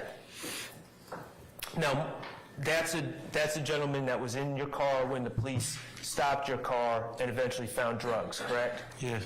Okay, and Marquavius Gay, is he out here today? No. Okay. In that case, specifically that case, are any of the people that are in your courtroom today, no one was with you that day? No. Okay. And, Your Honor, if I may approach You may, sir. I'm going to show you Mr. Stevens.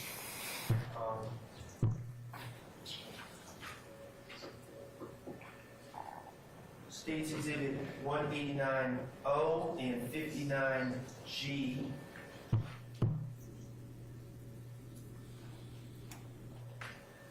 And specifically, Mr. Stevens, I'm going to ask you about 189O first. Is that the certified conviction from the July 3rd, 2015 case with Marquavius Gay? Yes. Okay. And you were charged with possession with intent marijuana, possession oxycodone, possession of firearm during commission of a felony, possession of firearm by a convicted felon, DUI, and failure to maintain lane, correct? Yes. Okay.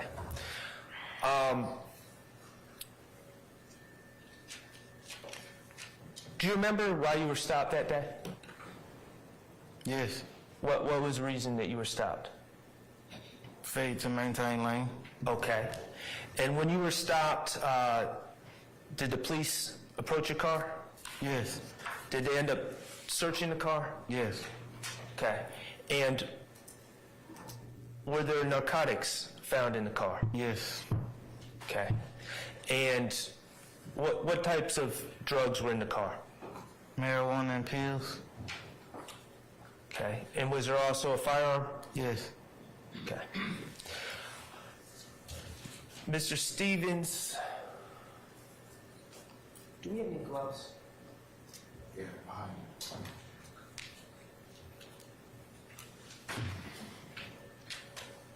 And in this case, on July 3rd of 2015, with Mr. Gay in the car, was that your car? No. Whose car was it? I think it was one of the guys I was with. I don't know. I don't remember. And were you driving? Yes. Do you remember that marijuana that was found in the car? Do you remember where it was found? Where? Yes. Yes. It was under the passenger seat, correct? Yes. Okay. And do you remember how that marijuana was packaged? Yep. Was it in a jar, glass jar? Do you remember?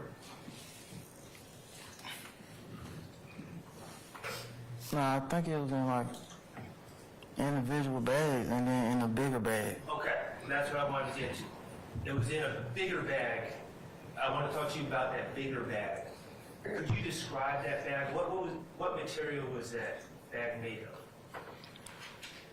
Cloth. And do you remember what color that bag was? Like tan. Okay. Now, I'm going to show you what's been marked State 57G, which was taken off you 12 days later. Okay? Hmm? Separate stop. All right. Do you recognize this bag? That's the same bag. I mean, yeah, I'm saying, is that bag? Well, this was taken, well, we're going to talk about this bag in a second, but what I'm asking you is on July 3rd, the drugs that were in that car, were they in a bag identical to this? Yes. Okay, and whose bag was this? Mine.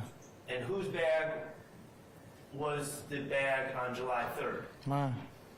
You had two of the same bag, is that correct? Yeah. And these are Louis Vuitton cloth bag, Yeah, it's for the shoe. tan color, correct? Yeah.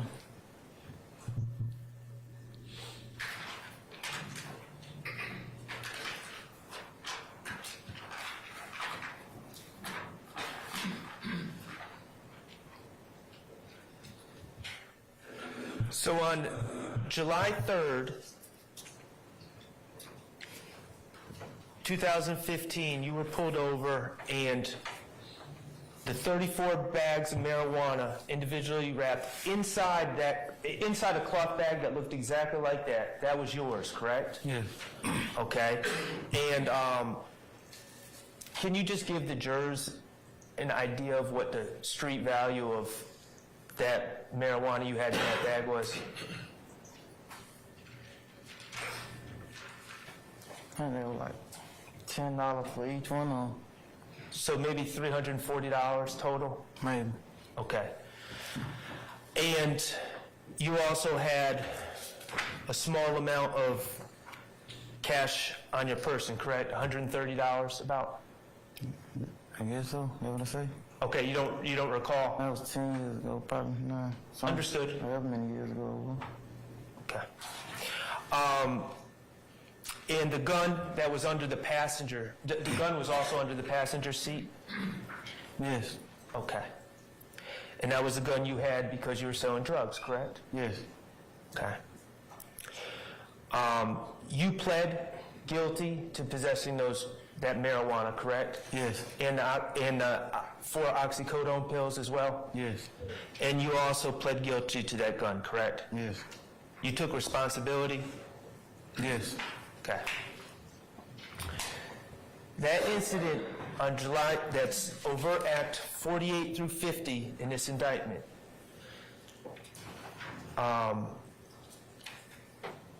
Did that have anything to do with any of these gentlemen back here? No. Okay. Did that have anything to do with Rock Crew? No. Did that have anything to do with YSL? No. Back in 2015, when the state charged you for this crime, did they charge you with any gang crimes? No. Did they charge you with RICO conspiracy at that time? No. You pled guilty to the charges that you were charged with, correct? Yes. You took responsibility and did your time, correct? Yes. Okay. And it wasn't until 2022 that the state alleged that any of this was gang-related or part of some RICO, correct? Objection as to when the state did what. I stand objection. All right, I'd also want to ask you about overt acts 52 to 55 in this indictment, and that's 15 SC 136875, and that happened on July 15th of 2015, which means 12 days later than that last case, correct? Oh, yeah. Okay, and you remember being arrested for drugs and then getting out and then being arrested within 2 weeks, correct? I cannot forget it. Okay, and that happened at 2915 Macon Avenue, correct? Macon Drive. Macon Drive, correct? And who lives on Macon Drive? Right by 2915. Somebody. And that's fair. One of your family members? Somebody. Okay, okay.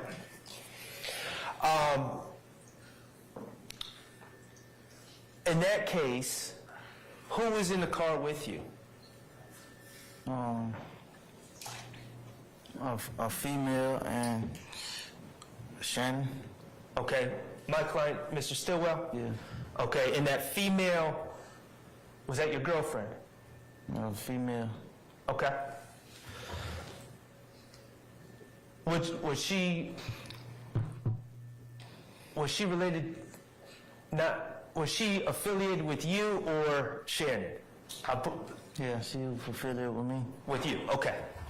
And in that case, you were charged with possession of marijuana with intent to distribute, possession of firearm with an altered ID, possession of firearm during commission of a felony, possession of firearm by a convicted felon, failure to obey stop sign, and failure to maintain lane, correct? Yeah. Okay, and is it fair to say that you were pulled over for failing to obey a stop sign? Yes. And failing to maintain lane? Okay. Yes. And you were driving? Yes. Okay, and where was Shannon in your car? Back seat. Okay. In that case, again, 12 days after the last case, drugs and a gun were also found, correct? Yes. Okay. And in that case, is this bag where the drugs were kept? Yes. And this bag was under the front passenger seat, correct? Yeah. Okay. So this bag was present in the car the day that Shannon was with you, correct? Yeah. But 12 days before, an identical bag had drugs in it and Shannon was not with you. Yes.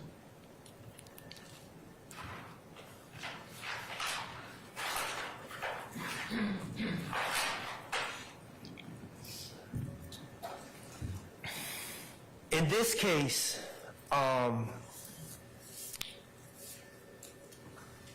the second case, the one with Shannon, do you remember how much marijuana and/or pills were in the bag? No. Okay. Would it, to your recollection, was it weight or was it a petty amount? Petty amount. Objection as to the vagueness of the word petty. I'll sustain the case. Was it a matter of grams of marijuana? Yes. Okay. Were the drugs worth thousands and thousands of dollars? No. Less than that? Yes. Okay. And you pled to the drugs in this case? Yes. And you pled to the gun in that case, correct? Yes. Those drugs that were in that tan bag under the passenger seat on July 15th, 2015, those were your drugs? Yes. Did Shannon have any ownership of those drugs in any way? No. Did anyone else here own those drugs in any way? No. Did anyone have a claim to the proceeds of those drugs other than you? No.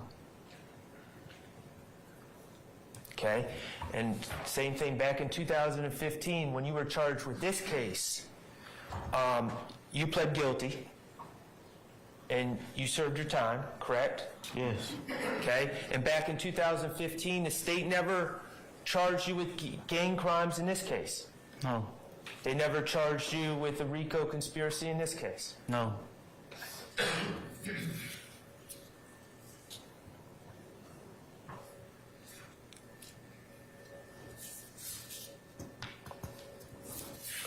Okay, I'm going to ask you, Mr. Stevens, and we're almost done, okay? To look at 16U again.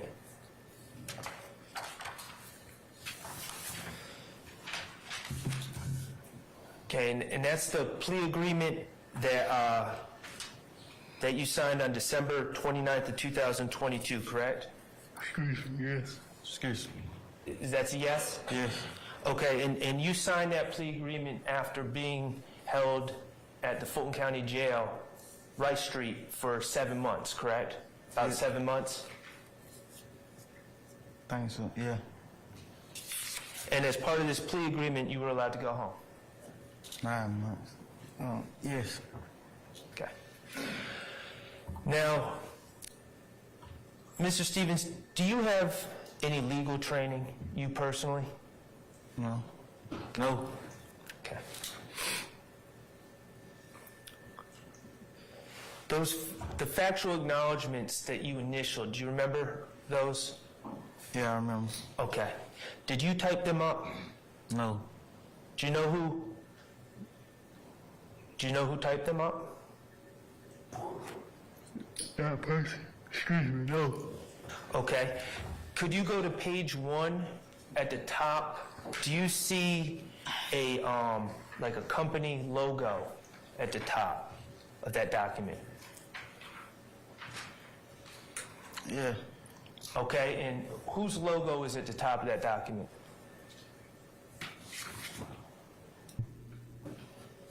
District Attorney, Atlanta Judicial Circuit. So that plea agreement has the insignia of the Fulton County District Attorneys on it? Yes. Okay, and who's the name on the left side of that document? The top left. Excuse me. Fannie T. Willis? Bonnie Willis? Yes. Does it say her title on that document? Does it say District Attorney? Yes. Okay.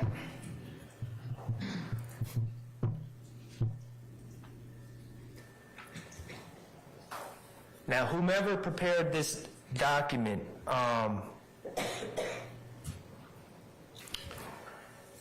when you received the document, was it your understanding that you could,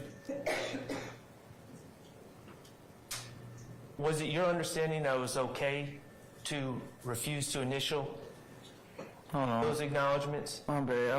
What the first part was? When you received those documents on December 29th, was it your understanding that you could just refuse to initial certain acknowledgments? No. You had to initial all the acknowledgments, correct? Yes. For the plea to go through? Yes. For you to go home? Yes. Okay. Could you look at factual acknowledgement 1 for me? 140? 1, number 1.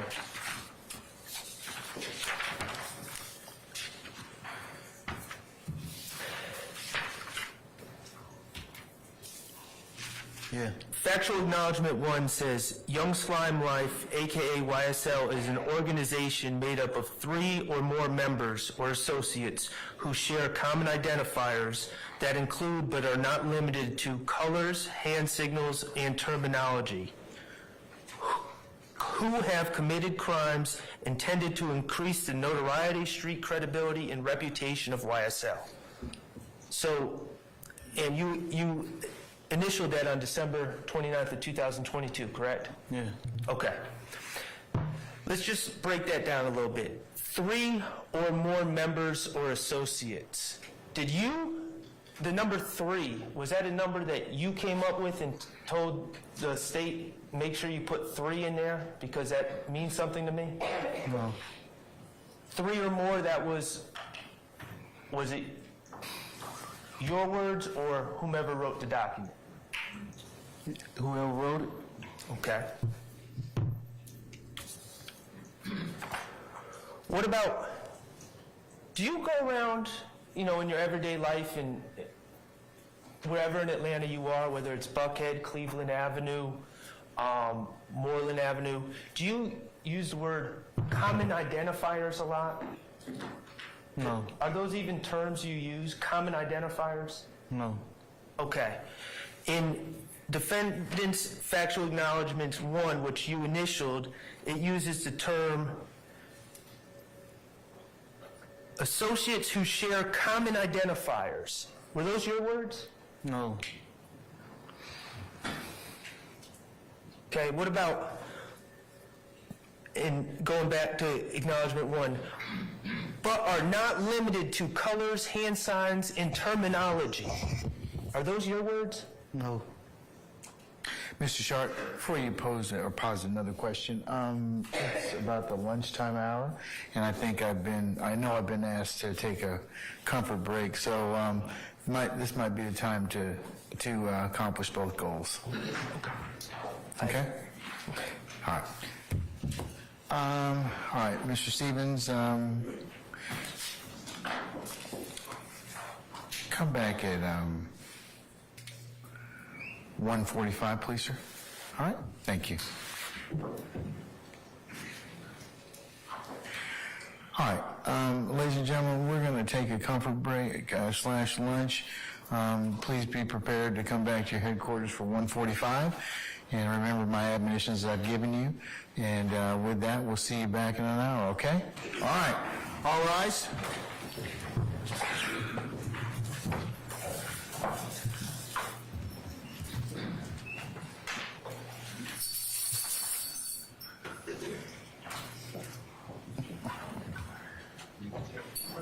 Right on time.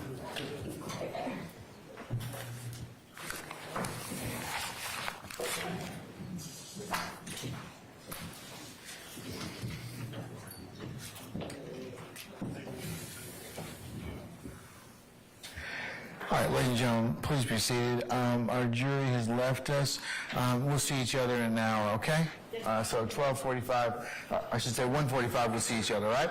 All right, we're in recess.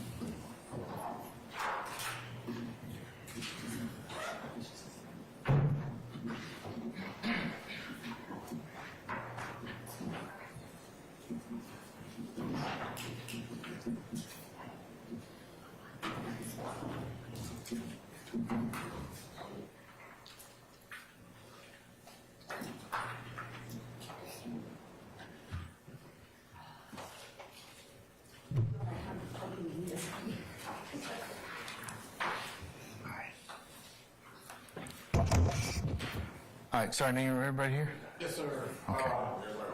Everybody's present. All right, thank you, Deputy Ham. All right, can we go ahead and recall Mr. Stevens, please?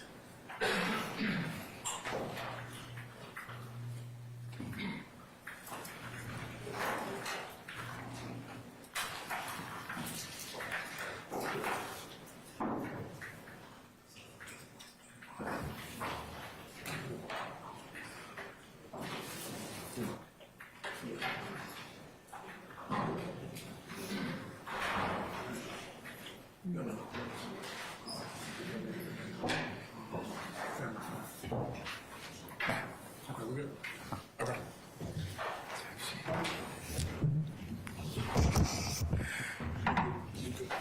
All right, go ahead and summon our jurors for us, please, Sergeant Ingram.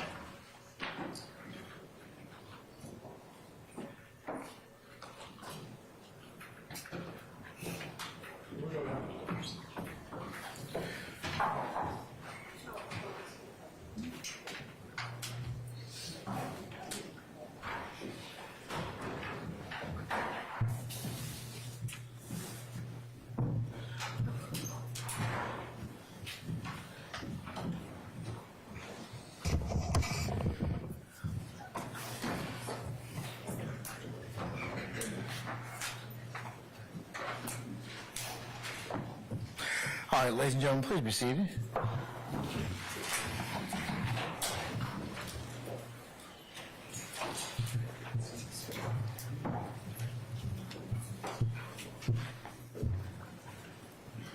Everyone's present, gentlemen. All right, thank you, Sergeant Ingram. Thank you.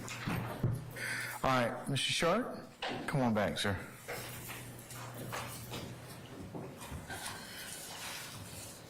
Your Honor, Mr. Stevens, just a couple more questions, okay? We were talking about, I believe it's 16U, your plea agreement, right? Yes. And on that plea agreement, also talks about increased notoriety, street credibility, and reputation of YSL. Were those your words? No. Okay. Were those words of whoever wrote this document? Yes. Okay. Now, Mr. Stevens, since you've been released from jail, you're doing better, correct? Yes. You have a job? I had one before this. I understand. You were earning, you're out of the life of crime? Yes. Okay. When you were committing crimes, those were for your benefit, correct? Objection, Your Honor, this has been covered. That's asked and answered. I'll sustain the objection. Okay. I have nothing further. All right, thank you, sir. All right, Mr. Williams?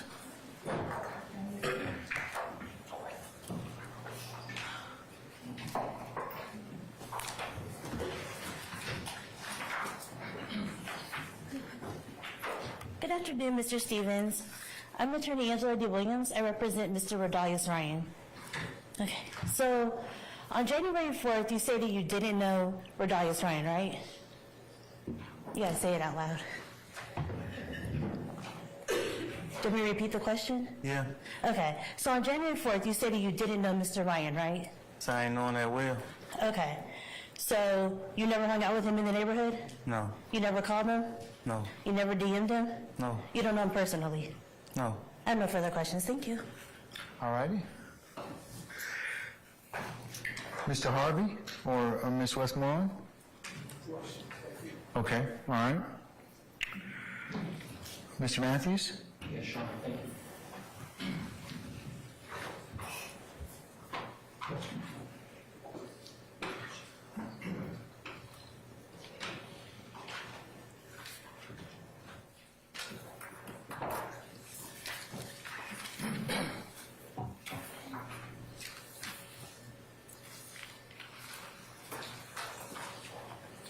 Mr. Stevens, good afternoon, sir.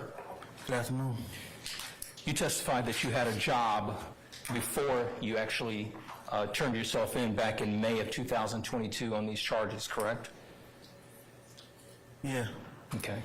And you voluntarily surrendered yourself to the Fulton County Jail, correct? Yes. And when you were in that jail, you filed a motion for bond through your attorney, correct? Yes. But when you were in that jail, you didn't have a lot of choices in terms of how you could live your life when you were in that jail, in terms of what you ate, correct? Yeah. What time to go to bed, correct? Yes. Using a cell phone, using a legal cell phone, correct? Correct. Taking a drive, correct? You know where to drive. Seeing your children. Yeah. All of the things that in the free world we could do, correct? Yes. Right. Now, your lawyers filed a motion for bond on your behalf, right? Yes. And there's at least one or two motions for bond that was filed, right? Yes. And when your lawyers filed that motion for bond for you, they told the court that you had turned yourself in, correct? Yeah. They told the court that you had entered a plea back in 2015, correct? Yeah. And that you had done your time, right? Yeah. They told the court that you had Your lived... Honor, I object to getting in with the lawyers. What's the basis Here's now? Okay, all right.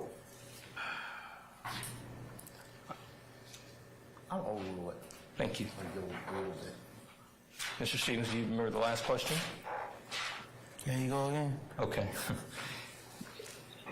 Your lawyers told the court that you were working, correct? Yes. They told the court that you had voluntarily submitted yourself to the jail. Yes. They told the court that you had children, right? Yes. They told the court that you had not been in any new charges or any new arrests since the 2015 when you took your plea, right? Right. That was all true, correct? Yes. You were living your life, correct? Yes. You were doing the things that were lawful and abiding in terms of the law, right? Right. And then you got indicted on these charges, right? Yeah. And when your lawyer told the court all these great things about you to get you a bond, the district attorney's office, these people right here, they told the court that you were a flight risk, correct? I'm going to object Basis. to relevance. I sustain the objection. Should you go see interest? I sustain the question. Okay. Can I rephrase the question? Yeah, you can. Thank you. Mr. Stevens, Hey, my bad. You asked me a question. well, I'm going to move Not a to... question pending, sir, so he's going to ask you another one, right? Oh, he had me one. Hold on. Okay. I want to answer it. Right. Go ahead. Okay. So, Mr. Stevens, when you were asking for that bond that we just got through talking about, the district attorney's office, they didn't want you to get a bond, correct? Yeah. They wanted you to remain in jail, correct? Yeah. And their wishes were met. Your bond was denied, wasn't it? Yes. And you continued to sit in jail for that period of time, correct? Yes. You sat in the jail for many days after that, right? Yes. Many weeks after that, right? Yes. And some months, right? Yes. And during that period of time, you were scratching your head trying to figure out how it was that you couldn't get a bond, right? Objection, Your Honor, to one relevance and form of Yeah, question. I sustain the objection as to form the question. Now, Mr. Stevens, you could not get out of jail, and then at some point, this 16U, this plea agreement came forth, right? Yes. And 16U that the jury's just heard you talk about, you initial those various paragraphs in each one of those pages, right? Yeah. And I want to take you and direct you to 16U to paragraph 14 in the factual acknowledgments. Can we go there? Yes. Now, in paragraph 14 of factual acknowledgments, it states that defendant cannot truthfully assert that anyone charged in this indictment is not guilty of the crimes as alleged in this indictment, and defendant, you're the defendant that's in this document, right? Yeah. That you, the defendant, Trontavia Stevens, will make no attempt at trial, prior to trial, or after trial, to exonerate or exculpate anyone charged in this indictment of the crimes alleged in this indictment, and that defendant, still being you, Trontavia Stevens, will not claim that anyone on this indictment is not guilty of the crimes as charged in this indictment. Those were not your words, correct? Correct. In your own mind, when you reflect on that paragraph 14, what does that paragraph 14 mean to you that is saying?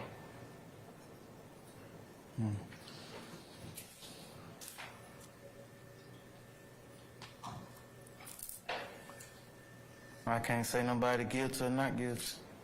That you can't come into this courtroom, and that you can't come into this courtroom and say to this jury that anyone in this courtroom, anyone that's sitting in this courtroom as a defendant, you cannot tell this jury, even if you knew that they were not guilty. Mischaracterization. I sustain the objection. You can't come into this courtroom, Mr. Stevens, and you are allowed, you're not allowed, you're prevented from saying that anyone who's charged is not guilty, correct? Yeah. And that paragraph says that you cannot truthfully say it, even if you wanted to say it, correct? Yeah.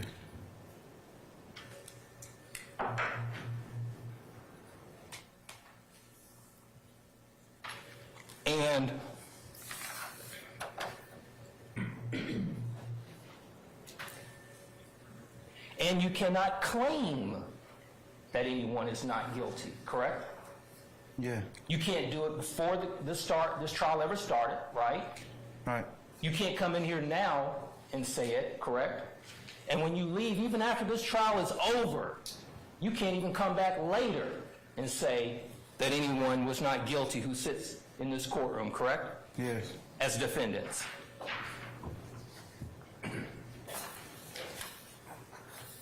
And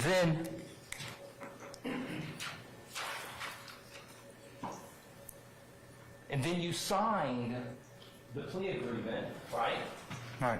And when this same district attorney's office, when they said to you that you couldn't get out for a bond, this same district attorney's office came to you and told you that you could get out if you took a plea, correct? Yeah.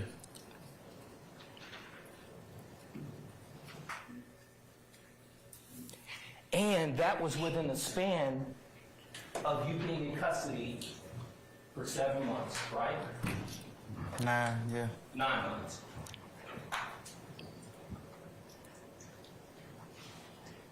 Is it fair to say that they no longer thought that you didn't meet the conditions? Objection, Your Honor. Basis. Speculation. I sustain the objection. Now, changing gears, Mr. Stevens, you testified earlier that, just 1 second, Your Honor. Yes, sir.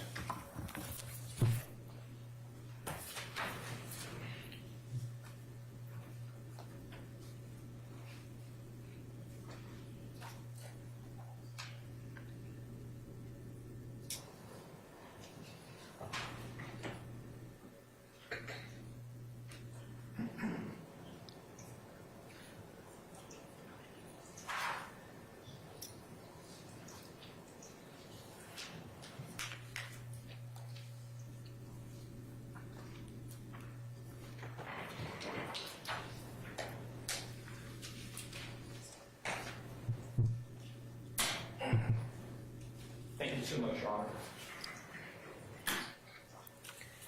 And Mr. Stevens,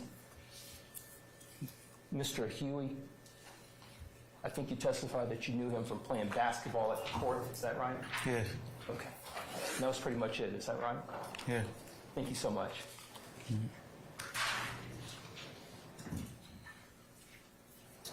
Thank you, Your Honor. All right, thank you, sir. Mr. Weinstein? Thank you, Your Honor. All right.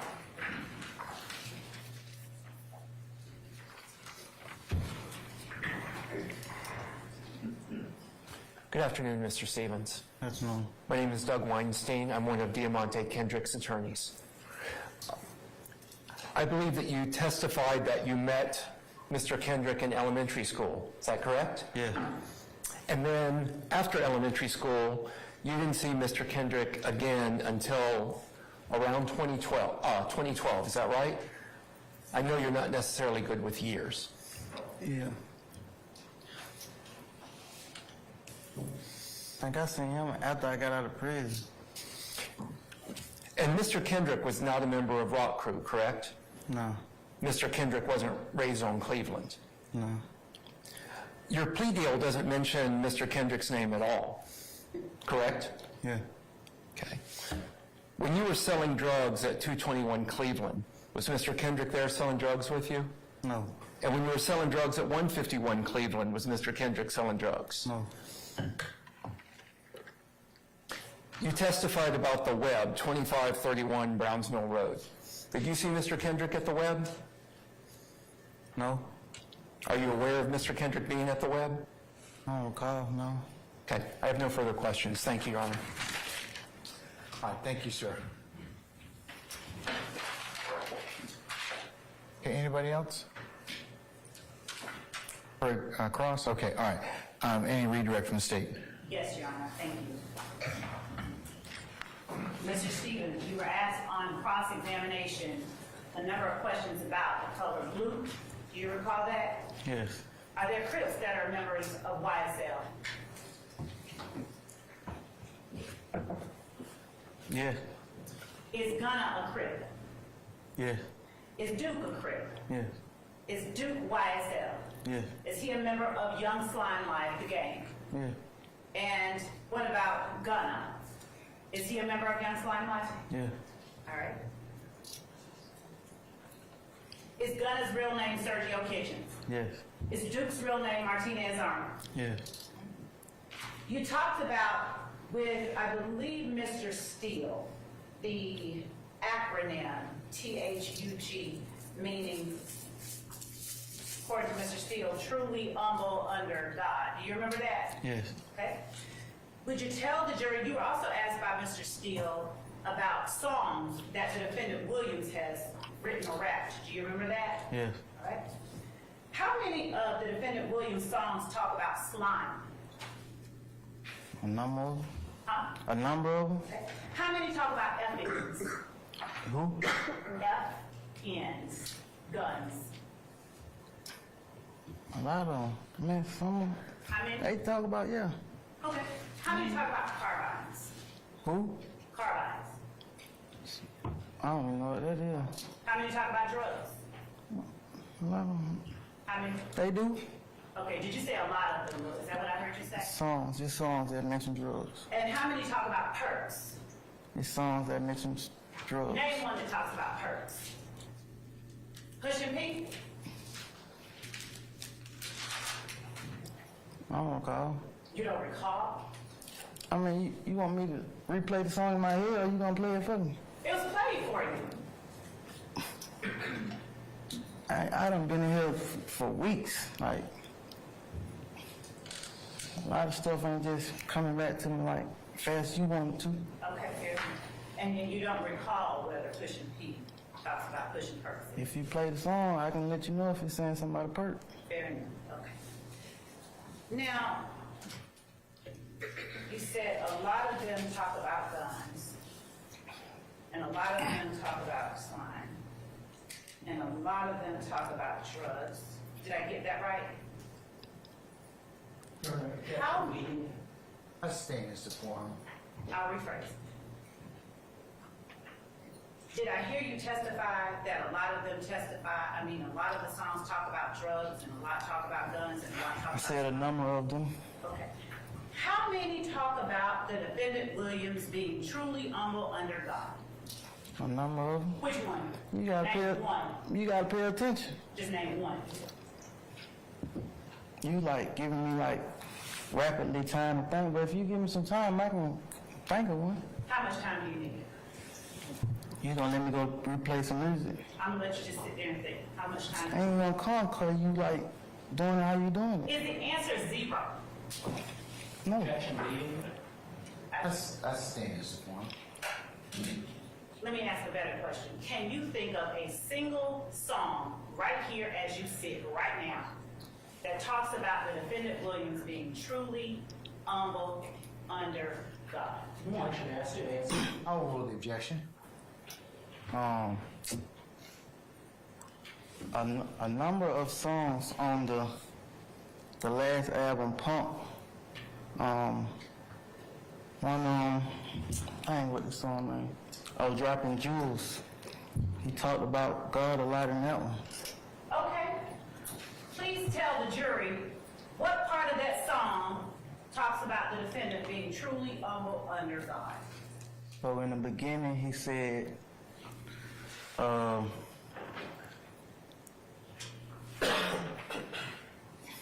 dang, show me why I'm living, why am I remaining here? I know he wasn't talking about nobody else but God. Oh, but did he say the word God? You right. I didn't say anything. I asked a question. I knew what he was referring to No, because can't nobody else show you why you living. My question, No. what are you answering no to? Did he say God? But I knew that he was referring to God. So, can you think of a single song where the defendant Williams raps that he is truly humble under God? Not under these circumstances. So you cannot right now? No. Okay. You were also asked on cross-examination quite a bit about this plea agreement that you signed back in 2022. Do you recall being asked those questions by Mr. Steele? Yes. Do you recall being asked questions about it by Mr. Sharp? Yes. And do you recall being asked questions about it from other lawyers as well, Yes. representing some of the defendants? Yes. Let me ask you this. How many times did Mr. Steele visit you at the jail while you were at Rice? None. None? For the RICO indictment?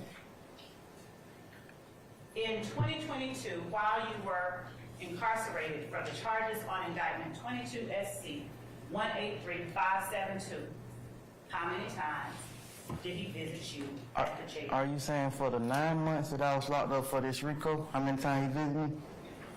None. You know, how many times did Mr. Steele visit you in jail, period? Once. When was that? I was arrested for parole violation. And so when was that? What year?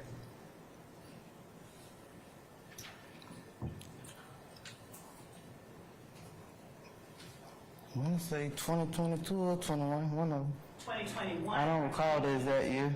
I don't It's recall. okay, but it's been in the last 2 or 3 years, is that fair? Yes. All right.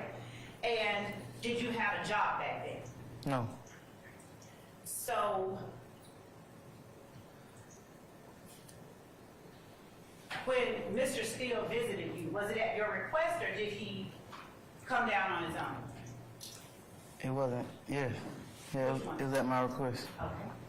And so what did you reach out? Did you reach out and ask for a lawyer? Yes. And did you ask Mr. Steele to represent you? Yes. And you did not have a job. No. How were you intending that Mr. Steele, who is now Jeffery Williams' lawyer, how did you intend that he be paid?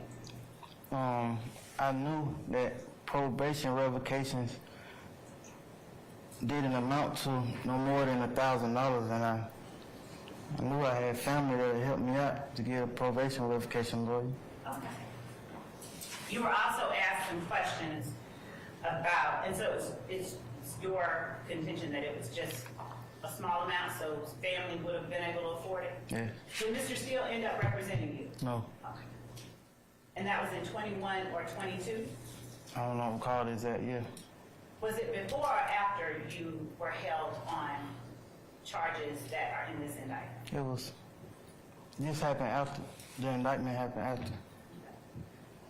You were also asked about whether certain words on State's Exhibit 16 uniform were your words. Do you remember being asked about that? Yes. Now, is it a fair statement you did not write this document? I ain't writing none of it. Is it a fair statement that you would not have ever even endeavored to write it? What's the basis, sir? I'm sorry. Leading wrong. I sustain the objection. It's the form. You can rephrase my. Would you have ever even wanted to write this document? No. Cause for speculation. I sustain the objection. Did you even want to write this document? Okay.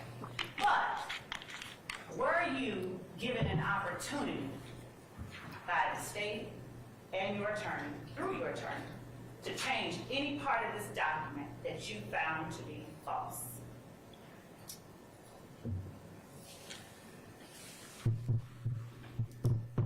Not given an opportunity. I keep telling you, once I seen this exact paper, it was time to sign it. Like, Mr. Stevens, we got this. I'll rephrase the question. Your Honor, I'm going to ask that. One at a time. So, Mr. Sharp. I'm sorry. Madam Sharp, rather, I'm going to ask that the district attorney allow Mr. Stevens to finish his answer. He's not being responsive, so I'm going to overrule your objection, sir. All right, go ahead. Go ahead, Ms. Love. Do you remember when you testified on direct examination, and I asked you the day that you signed this document? Was that the first time that you saw, and we read out a number of factual acknowledgments? Do you remember that? One more time. Do you remember on direct examination, like you remembered on cross when you were saying, she asked me that already? Do you remember my asking you whether the day you signed this document was the first time you saw factual acknowledgement number one? Yeah, I remember you asked me that. Okay. Do you remember saying, no, it was not the first day that you had seen? No, when I signed it, it wasn't the first day I seen. I said I had a number of days to sign it. Okay, thank you.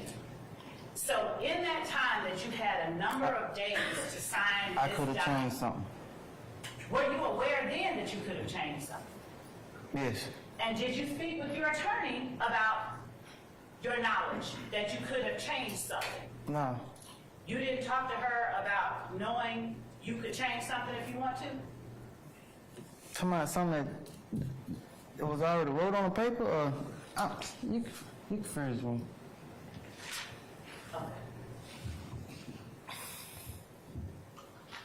Did you tell the state or your attorney, no, something on there is wrong?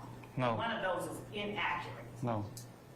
but you knew you could if you wanted to. Is that fair? I sustain the objection. Mr. Stevens, again, pull your chair close to the microphone so we can hear you. Yes, sir. But were you aware that you could if you wanted to? Change. Yes. What? Now,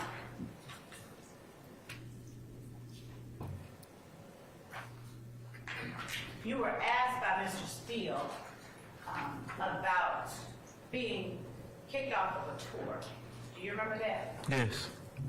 And you were asked whether that was the reason you weren't at Jeffery Williams' concert when he was in Holly Grove, Louisiana. Do you remember that? Yes. And is it your testimony today, not last week or week before, that that was the reason you weren't at his concert? I ain't able to give none one of y'all the reason. Okay. Well, I probably told you that, what I say? It didn't make sense to, you trying to ask me something about, I already answered this stuff, man. I answered it, I want to answer today. Does the truth remain the truth from week to week? Yeah. I sustain the objection. So,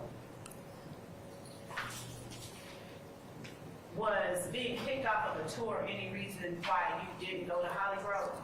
It could have been. Was Dolly the the defendant Williams' sister kicked off of the tour? That same tour that you talked about being kicked off of? I don't know. Was DK, Walter Murphy, kicked off that tour?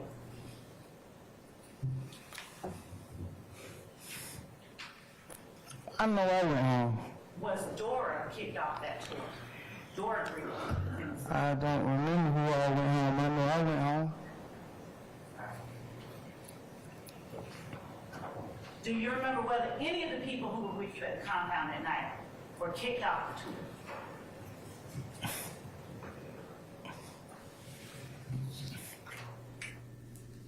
I know I went home.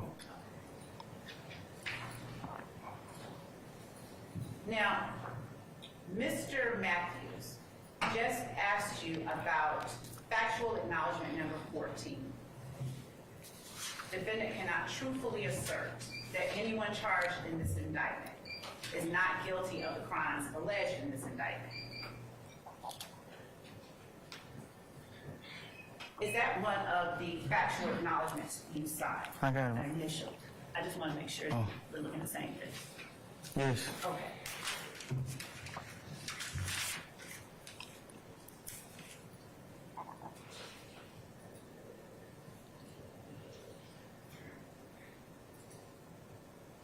SB, the defendant that you call SB, Shannon Stillwell, was he 30 deep?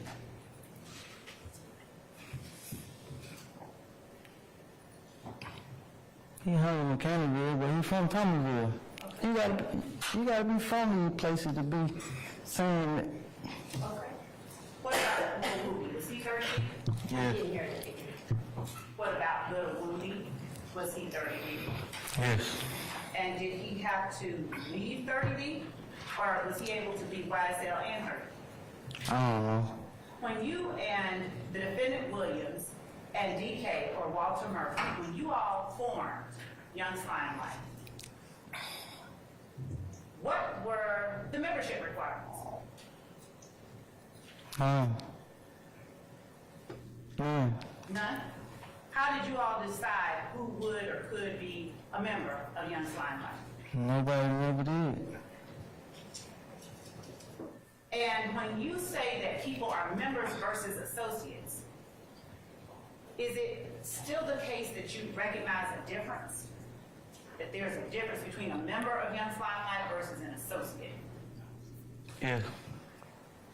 You talked on cross-examination about living at, an associate living at the apartment where you were arrested and were charged with aggravated assault when you flashed your gun at what you later learned was a law enforcement officer. Do you remember that? Yes. Was that your car that the law enforcement officer was looking at that was 25 yards away? I've never seen anyone looking at a car. Did your associate come inside? What apartment did your associate live at? What apartment number? I don't know the apartment number. Was your associate arrested? No, I was the only person arrested. Do you remember speaking with your associate about somebody looking at the car? No.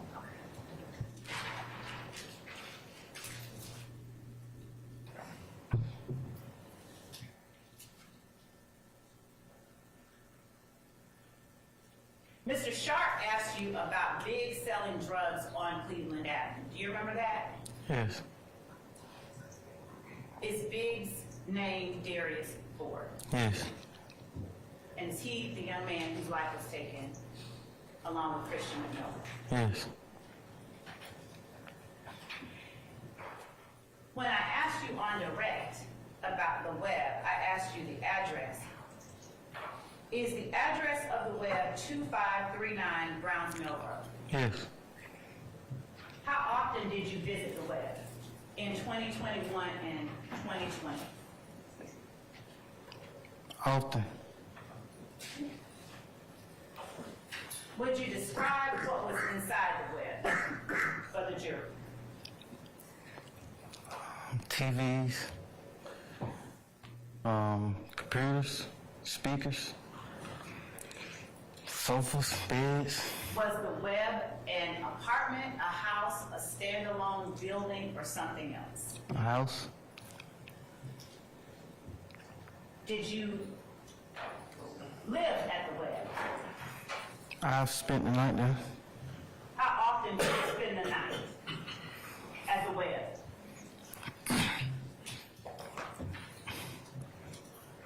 I can't have company where I stay at, so whenever I have a friend or something, I go to the Webb. And the where you stay at testified earlier that it is with a family member. Yes. And is that the family member that you've been living with your entire life? Yes. Did you have to pay that family member to live there? No, just clean up. That's reasonable though, will you agree? That's a payment. All right. Who lived at the Webb?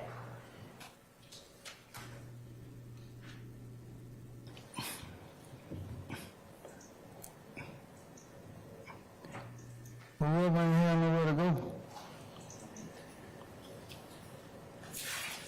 Whose place? Who owned the Webb? I don't know the owner. Did you own the Webb? No. When you wanted to go to the Webb, how were you able to get inside? Was the door always unlocked? No. How'd you get inside? Knock on the door? Was there someone always there? Yes. So generally, who remained at the Webb at all times? There was a guy who used to always clean up the house, clean up the yards. He older, he a homeless guy.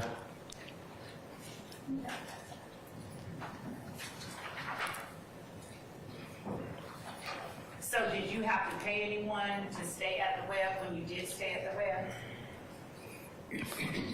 We was going in the rent. Okay. And so who were you giving rent to? Talking about like, who, the house person? I don't understand. If you were going in on rent, who were you giving the rent to? Elder lady who got the house for us. What's her name? I don't know. You just gave her your money? Yeah.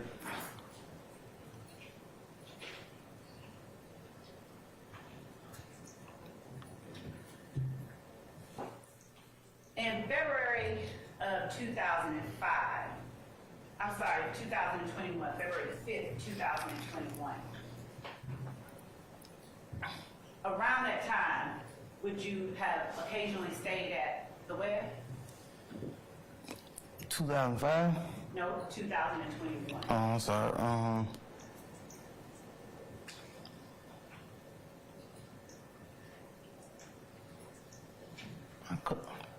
I could have been there. After defense has an opportunity to look at them, I'm going to show you what I had marked. And Your Honor, just for the record, I will call them out in turn as State's Exhibit 21 uniform, 22 uniform, 24 uniform, 25 uniform, 25 uniform, Bravo, 31 uniform, 32 uniform, 33 uniform, 34 uniform, 35 uniform,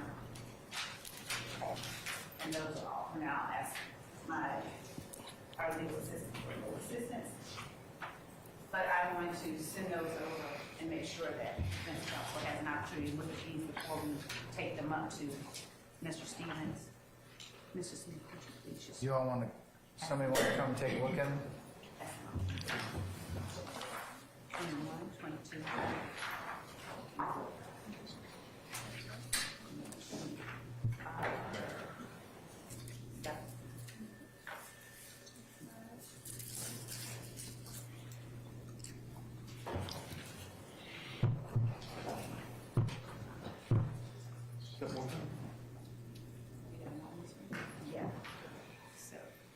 Series 25.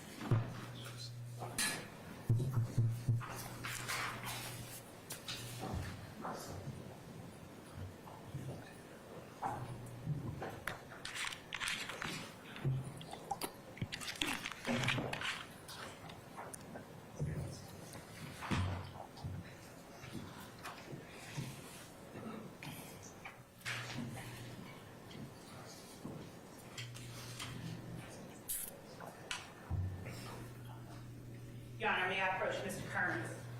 You may, ma'am. Thank you.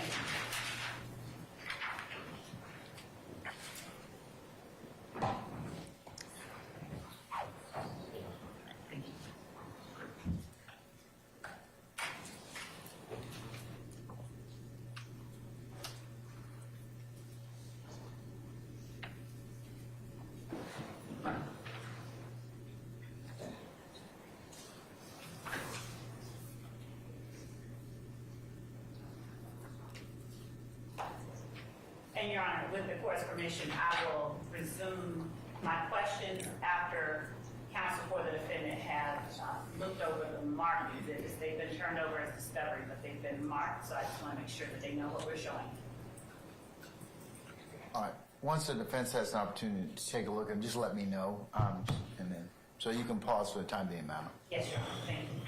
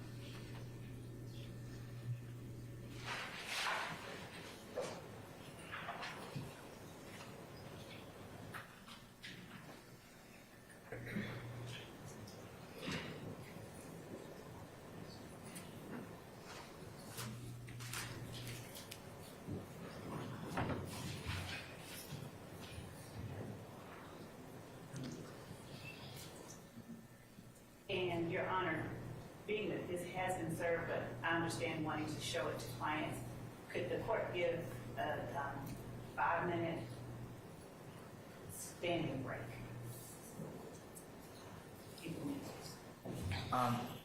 Ladies and gentlemen, we're just recessing in place, so if you just want to stand or stretch, that's okay. And that includes anybody else.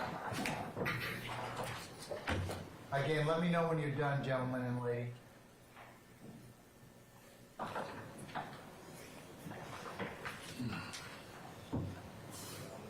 No, it's really good.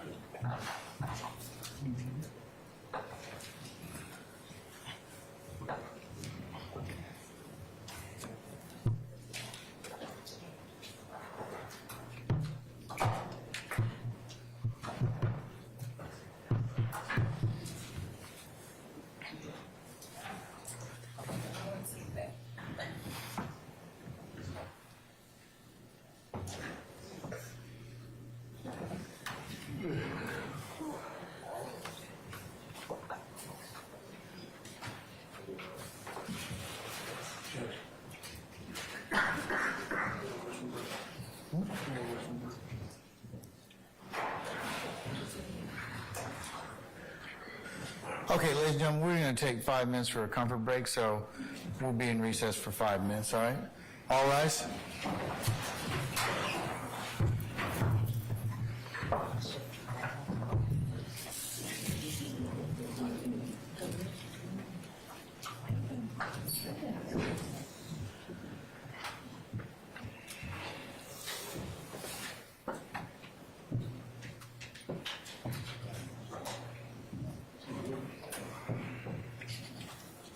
You can come back in 5 minutes.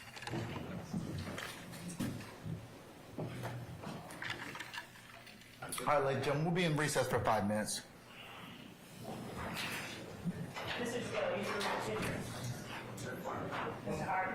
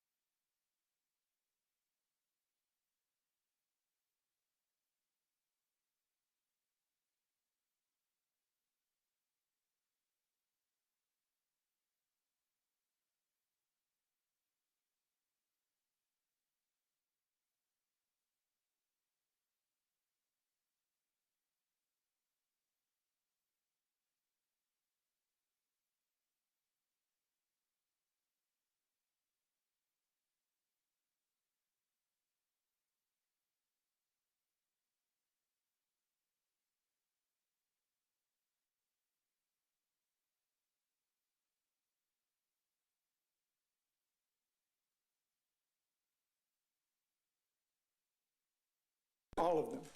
Okay, so let me just, for purposes of record, and correct me if I'm wrong, this is states 21 uniform, 22 uniform, 24 uniform, 25 uniform, 25 uniform Bravo, 31 uniform, 32 uniform, 33 uniform, 34 uniform, and 35 uniform. Is that correct? That is correct, Judge. All right.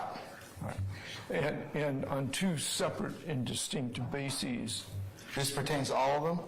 Yes. Okay, all right. First. Can I see them to begin with? Yes. All right.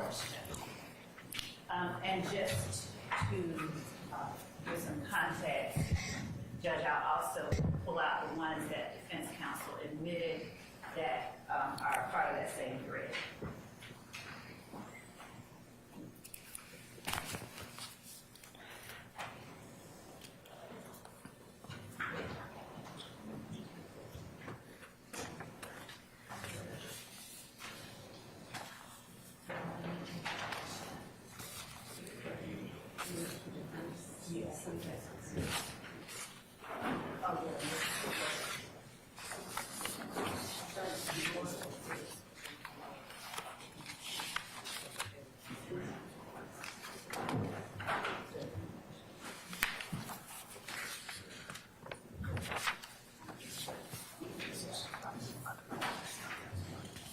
Yes.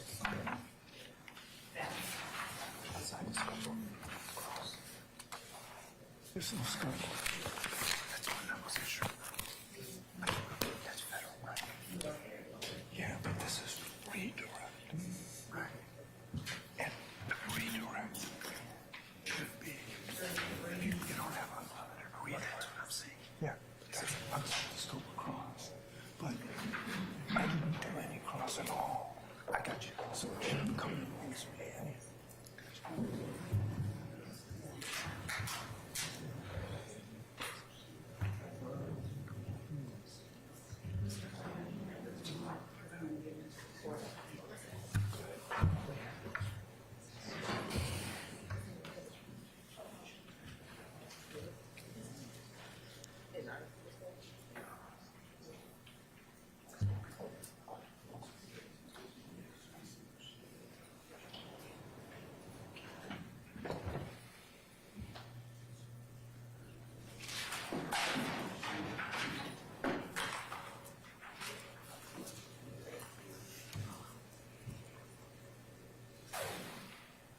Glad you did that. Glad you did that because it threw me off from looking for the red. Yeah. I really turned on anyway, so it's like. Here are defendants 2, 3, 4, and 7. Defendant Williams, 2, 3, 4, and 7. All right. Okay, Mr. Harvey. Also, the state has also given me defendants 2, 3, 4, and 7. So, what is your argument as to our objection as to the state's exhibits? With regard to all of the aforementioned exhibits, and I love to use the word aforementioned, all those exhibits, Mr. Nichols is not a participant in any of them, number one. Number two, the only theory upon which these can be admitted, Mr. Nichols not being a participant, is 801D28. We, Your Honor, had a hearing on 801D28, and the court ordered the state to provide the court and the defense with what they contended to be 801D28 co-conspirators' statements, co-conspirators' exception to the hearsay rule statements. They provided the court with a nominal list of what they contended to be 801D2E statements. None of these exhibits were contained within, nor did the court rule on whether these statements, these social media posts or contacts were within the scope of 801D2E. My client was not a participant in these, and therefore they are hearsay, just rank hearsay as to him, and I would object to them coming in and coming into evidence as anything but hearsay. Number two, with regard in particular, specifically to Mr. Nichols. Mr. Nichols did not cross-examine. There is nothing to redirect with regard to Mr. Nichols. So number A, it doesn't come in, period. B, it's a confrontation clause violation under both the United States Constitution, the Georgia Constitution, and it is a violation of the statutory components of 801D2E. Number two, Mr. Nichols, I believe, is the only defendant that did not exercise his right to cross, and therefore this is redirect. There was nothing with regard to Mr. Nichols to redirect, and therefore he is entitled to a Rule 105 instruction that if the court deems this admissible, then it's not admissible as to Mr. Nichols.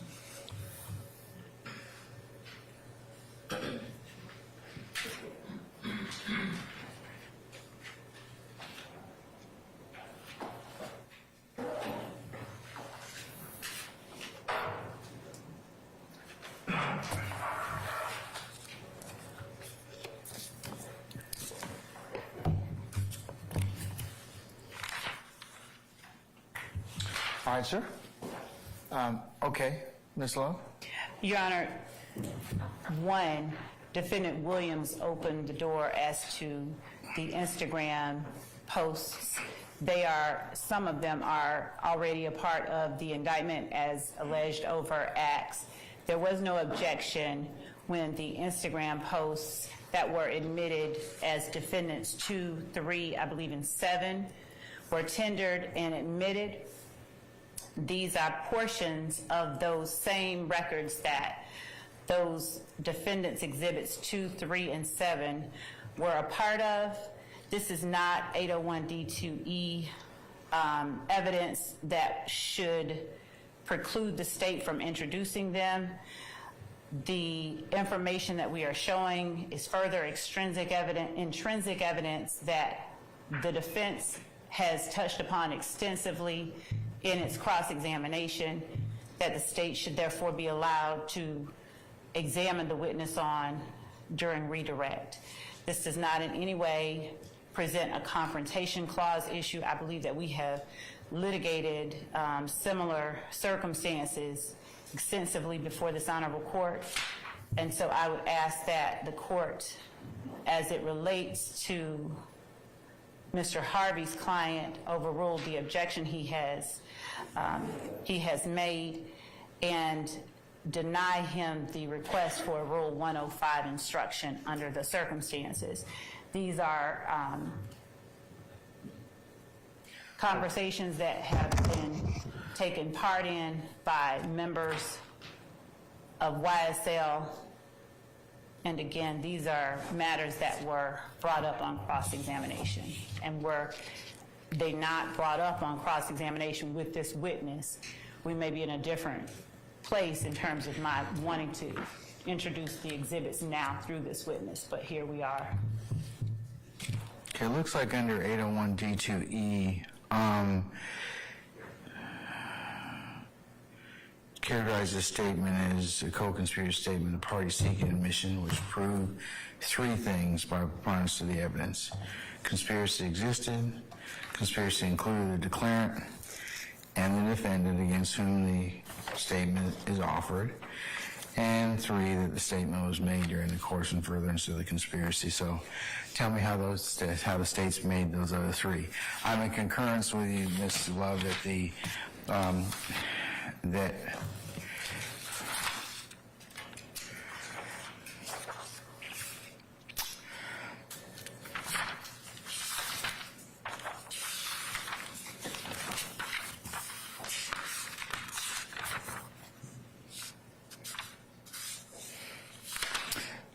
Statements under 801D2E are not testimony for purposes of analysis under Crawford versus Washington, and such are not barred from admission by the Confrontation Clause. So I'm okay with that, but over Mr. Harvey's objection, of course. But what about the first three predicates?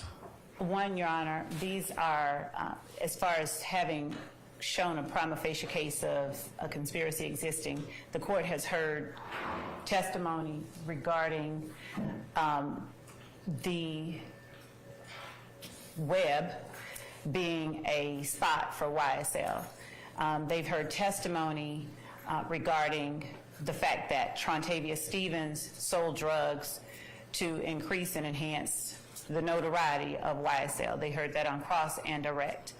One of the allegations that we make in the indictment is that drug sales are one of the crimes that YSL members commit. In particular, we have, as a part of Mr. Stevens' factual acknowledgement, that YSL associates and members sell drugs at particular places. During cross-examination, Mr. Steele asked Mr. Stevens about living with his grandmother, and there were many questions that went into how his drug sales, does anyone in here benefit from his drug sales?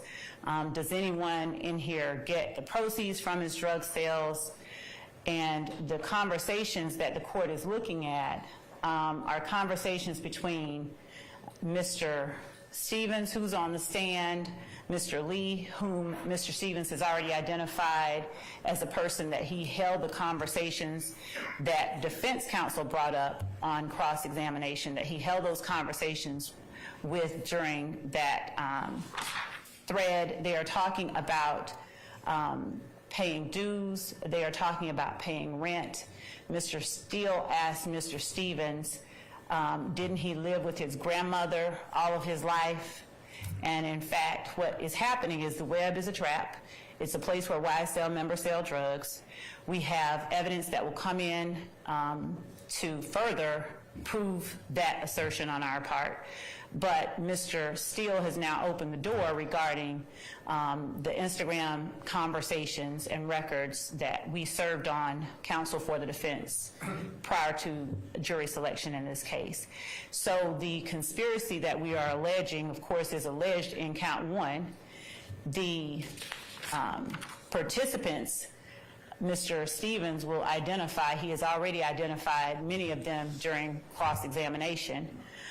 And the content that the court has before it makes it, from our estimation, rather evident that these members or associates of YSL are acting in concert and for the benefit of themselves and the group itself. They are talking about paying rent. As a matter of fact, Jeffery Williams, on one of the, if I may have the exhibits to speak with specificity, Your Honor. Which ones? The ones that you gave me, that have already been admitted?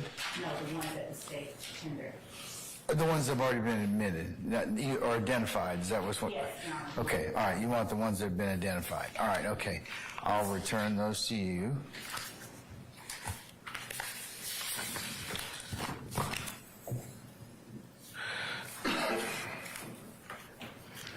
So, in State's Exhibit 21 uniform, we have Mr. Stevens, who is the witness currently on the stand, on February the 5th of 2021. Which one of y'all trying to shoot? Y'all shot at my trap. Then later on, in State's Exhibit 22 uniform, and to make very clear, State's Exhibit 21 uniform is page 30588 of an Instagram business record. Page 22 uniform is page 1624 of that same Instagram business record. And in State's 22 uniform,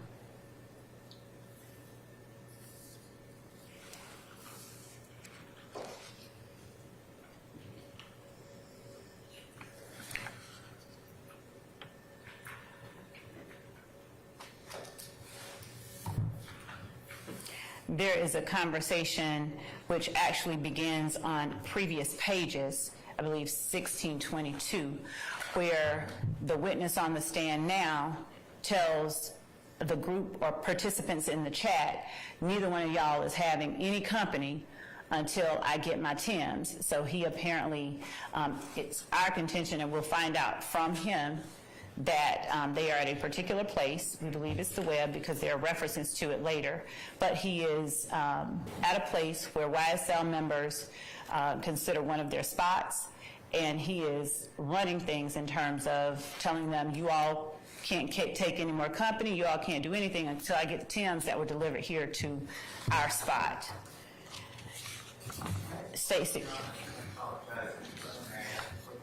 Would you let Ms. Lowe finish, and then you can posture your question?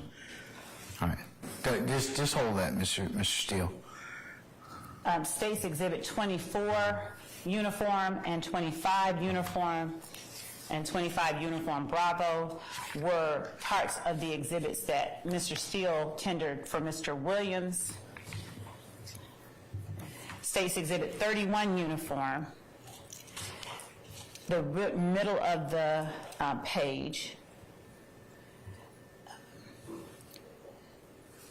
where the witness on the stand on February the 6th says, what part you ain't hearing? Why everybody ain't got something to say? What you mean? If I can't afford it, no, they can't. That's why when a nigga be dead serious, y'all niggas need to stay in your lane. It ain't no joke. Y'all ain't giving me nothing. Then we have Do It Phil saying, I'm fist to bring some when I pull up. And the witness on the stand saying, y'all know I paid last month's rent by myself. Here go, same thing right here. Slug, I know what you did. And then he says, ain't nobody said nothing. And then he says, Big, don't pull off, fist to jump in with you. That's Do It for Phil. And then Slime Life Shorty says, send your bash app for Cash App. And then the witness on the stand sends a Cash App, a screenshot of his phone. He goes on and says, I've been paid the rent. He's already testified, and again, this is also for impeachment purposes because he testified that he wasn't working, didn't have a job, stayed with his grandmother, but he talks about having paid the rent. We will have another witness who has already given a statement to law enforcement that the web is a place the defendant Williams rented for YSL. We will have law enforcement officers who will come in here and testify about what was found when they actually searched the web. It is a place that has gotten shot up. It has surveillance cameras on the inside, and it was there were money counters, drug paraphernalia, and drug sale items and evidence inside of the web. You have the owner of the Instagram account asking how many niggas be sleeping there. Give a number.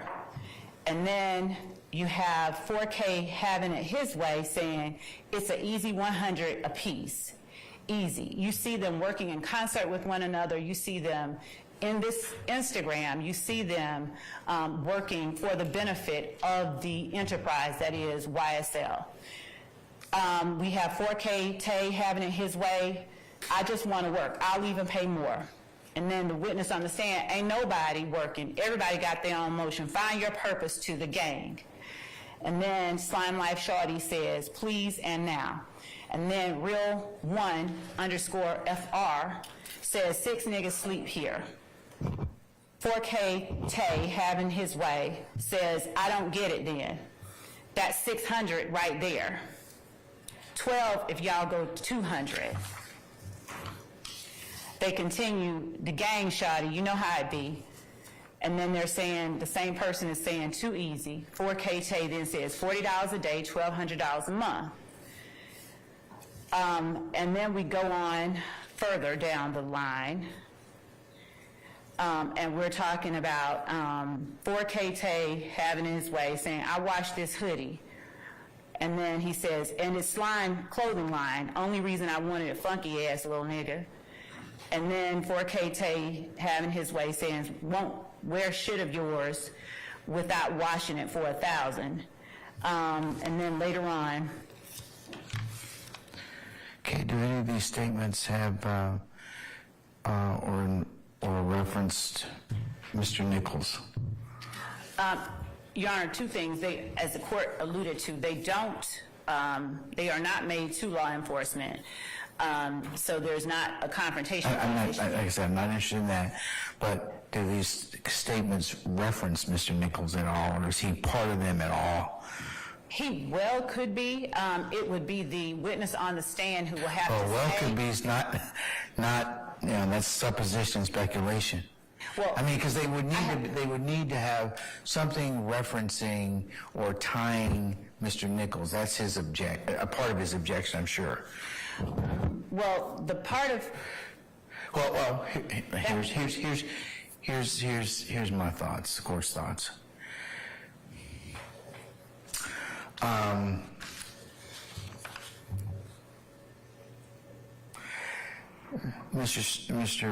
Before I do that, Mr. Steele, what was your comment that you'd like to make? I just wanted to know, I don't have the exhibit, is 22U a single page or is it a multiple page? That's my only question. Ms. Love was referencing, she said pages before May show, and I did not remember 22U multiple pages. I just want to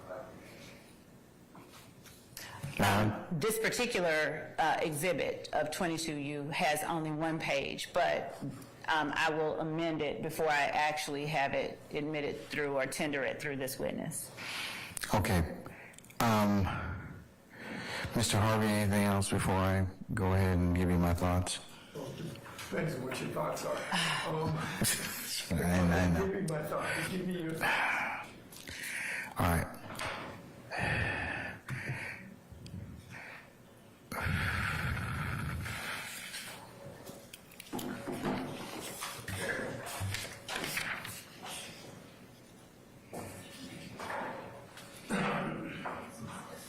And Your Honor, I just reiterate that this is a conspiracy that we are alleging in count one. These statements, Your Honor, are proof of the conspiracy.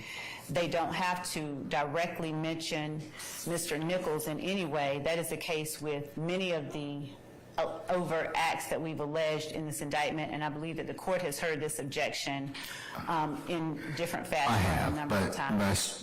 But still, I gotta consider it. Let me reiterate. I said before this trial started, give us the 801D2E that you intend to introduce at the trial, or we will be objecting. We're going to take trial time, and the state provided specifics of 801D2E. Specifics, and we litigated each one of those. And I said beforehand that we're going to be sitting here doing this at 4 o'clock in the afternoon. And that's why I'm objecting. I think it's disingenuous now to say, oh, boy, we think this is 801D2E. It's part of the conspiracy. It's not part of the conspiracy as to Mr. Nichols, who was in jail at the time these things happened. Your Honor, this is redirected. Yeah, I think Mr. Steele opened the door as to this, Mr. Harvey. So that's kind of the issue at this point in time. I understand where you're coming from. Not as to me. Well, that's the problem with having one of the challenges of having multiple co-defendant cases is that one may inadvertently affect somebody else. And that's your right as an advocate to make sure your client's interests are protected. But having said all that, here's my thoughts. I think the statements are admissible under 801D2E, and also that there's not a Crawford issue at this point in time. Now, whether or not there's a limiting issue at this point in time, I may give that as a jury instruction, but I'm not inclined to give right now. Well, we would ask for it now because the evidence is coming in now. See, but I don't know in context what else is going to be given. So that's why, I think it'd be better as a jury instruction at this point in time, depending upon what is actually put up. But it cannot be redirect on a defendant that didn't cross. It can't be. Your Honor, I would also point out that there was no objection when this was in. And there's no scope either, Mr. Harvey. Unlike federal court, you can examine a party on just about anything at any point in time. Well, so. the problem is we're on redirect. We're not on cross, number one.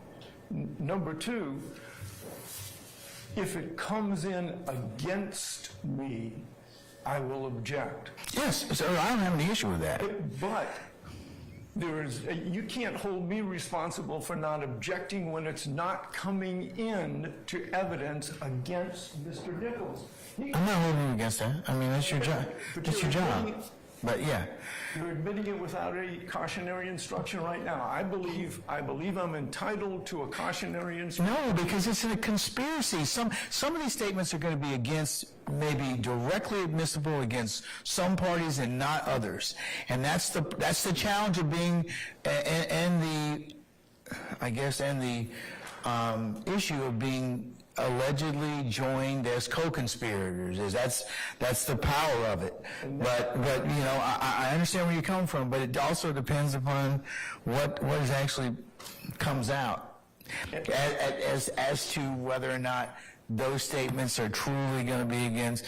You know, does they prove that they went against X or Y, or does the jury understand that, hey, statements, how broad or how powerful a conspiracy is, but that's for them to decide. No, that's exactly why there is a Rule 105, Judge. And I believe that at the time the evidence comes in, if it doesn't come in against a certain defendant, that's the purpose of 105.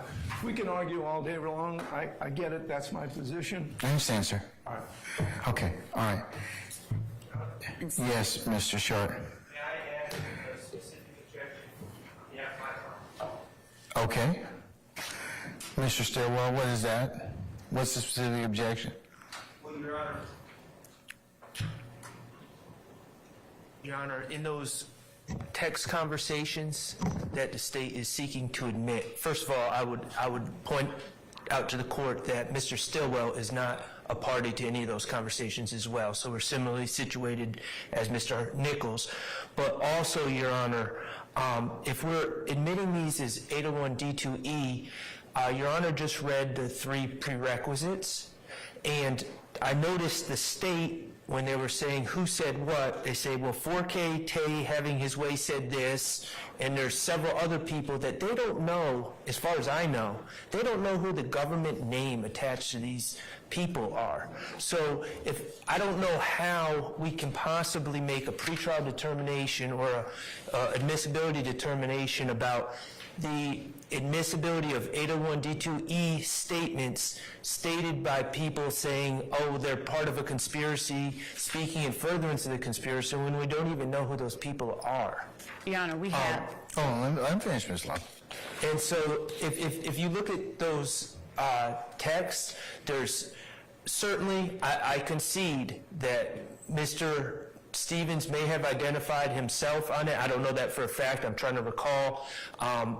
We've talked about Rooney Lee, but there are other people that, to my knowledge, are unidentified, and I'm assuming they're unidentified because the state is referring to them by their screen names, and the state has provided no evidence whatsoever that those people, those individuals who are talking who are declarants in those text messages, we've received no information or a proffer or any sort of evidence that those people are in fact co-conspirators or doing anything in furtherance of a conspiracy. So I don't know how their words would be admitted under 801D2E. Your Honor, I thank Mr. Sharp for that, and I'd like to actually make sure that I offer that up and make sure that it's part of our proffer. Darius Ford, Rooney Lee, Jeffery Williams, Trontavia Stevens, Antonio Sumlin, these are all participants in this thread. And these are all people who are, with the exception of Mr. Ford, who are indicted co-conspirators, as alleged by the state in 22 SC 183572. So if I was not clear, I extend my apologies to counsel for the defendants in the court, but these are, in fact, YSL co-conspirators, and do it for Phil is Mr. Farley. Well, Your Honor, And, Your Honor, I'm sorry, Mr. Sharp. And, Your Honor, the foundation has already begun being laid with Mr. Stevens' prior testimony and his testimony about who is what person, as the Instagram handles show.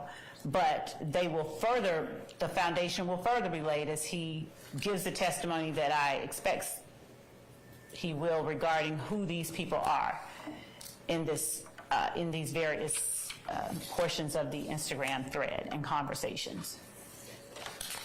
And, Your Honor, I would say, first of all, I don't think we should make any assumptions about what Mr. Stevens is going to testify to. But secondly, again, the state just identified maybe 5, maybe 6 individuals that they believe their government names are for the people that are involved in these threads.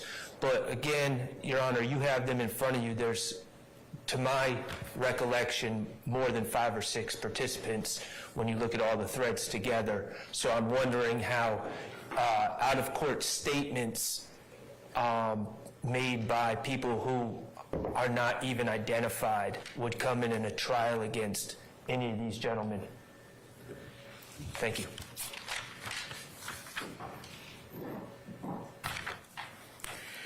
All right. You all give me 5 minutes, please. Does Your Honor want the exhibits? You want the exhibits?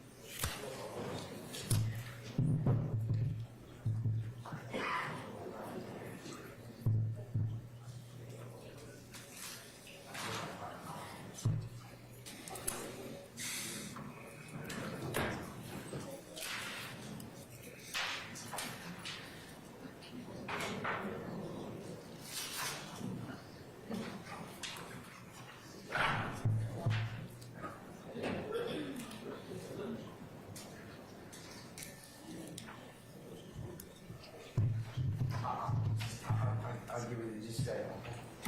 I just want to make sure I get a continuing objection. Just give me a second. Yeah, sure. Here's something else. That's what I was just gonna say. You can sit down and write. I'll call it back. Okay.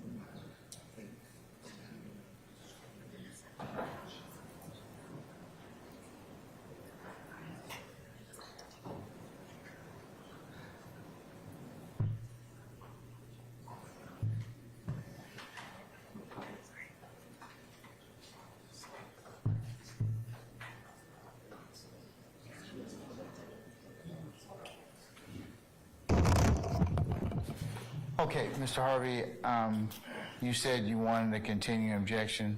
I do want to continue. Judge, to the admission of those exhibits that you specified that are part of the record. Yeah. And, I understood that the questions that were asked originally were asked specifically with regard to Mr. Williams and no one else really. So I understand what those Yeah, I'm going to rule. I don't think you probably want to wait until I rule, but I do understand what you're saying.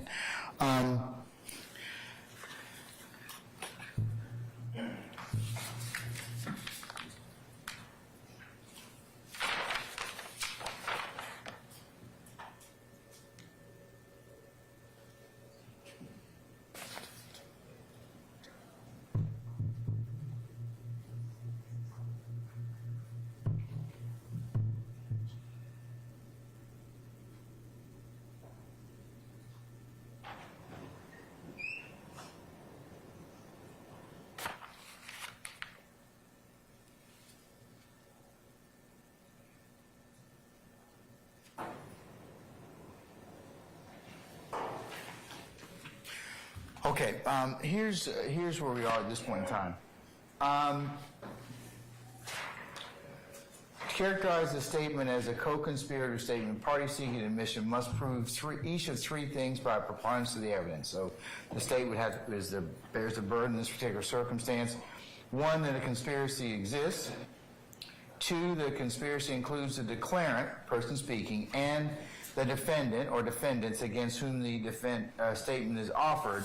And three, the statement was made during the course and in furtherance of the conspiracy. And that is United States versus Flores, 572 F. 3rd, 1254. Also, co-conspirator statements may be admitted if the proponent shows by preponderance of the evidence the following the three elements I just mentioned. But it says also, where statements, however, admit participation in a crime, but do not evince an intent to further criminal activity, Rule 801 D2 does not authorize their introduction. And that is State versus Lane, which I think we argued before, and that's 308 Georgia 10. Statement that merely spills the beans, discloses a scheme, or informs the listener of the declarant's activities does not constitute a statement in furtherance of the conspiracy. The state has offered for my consideration as well Crawford versus the state, and that is 294 Georgia 898, pinpoint 809. Such independent prima facie evidence of a conspiracy need not be adduced prior to the admission of the hearsay statement at trial, so long as sufficient evidence thereof is presented prior to close of evidence. And in order for conspiracies to exist, there must be an agreement between two or more persons to commit a crime. Such agreement need not be expressed, nor does it require a meeting of the minds. To the same degree necessary to form a contract, all that's required is tacit mutual understanding between persons to pursue a common criminal objective. The challenge that the court is facing at this point in time is that I don't believe I've heard enough as to determine whether or not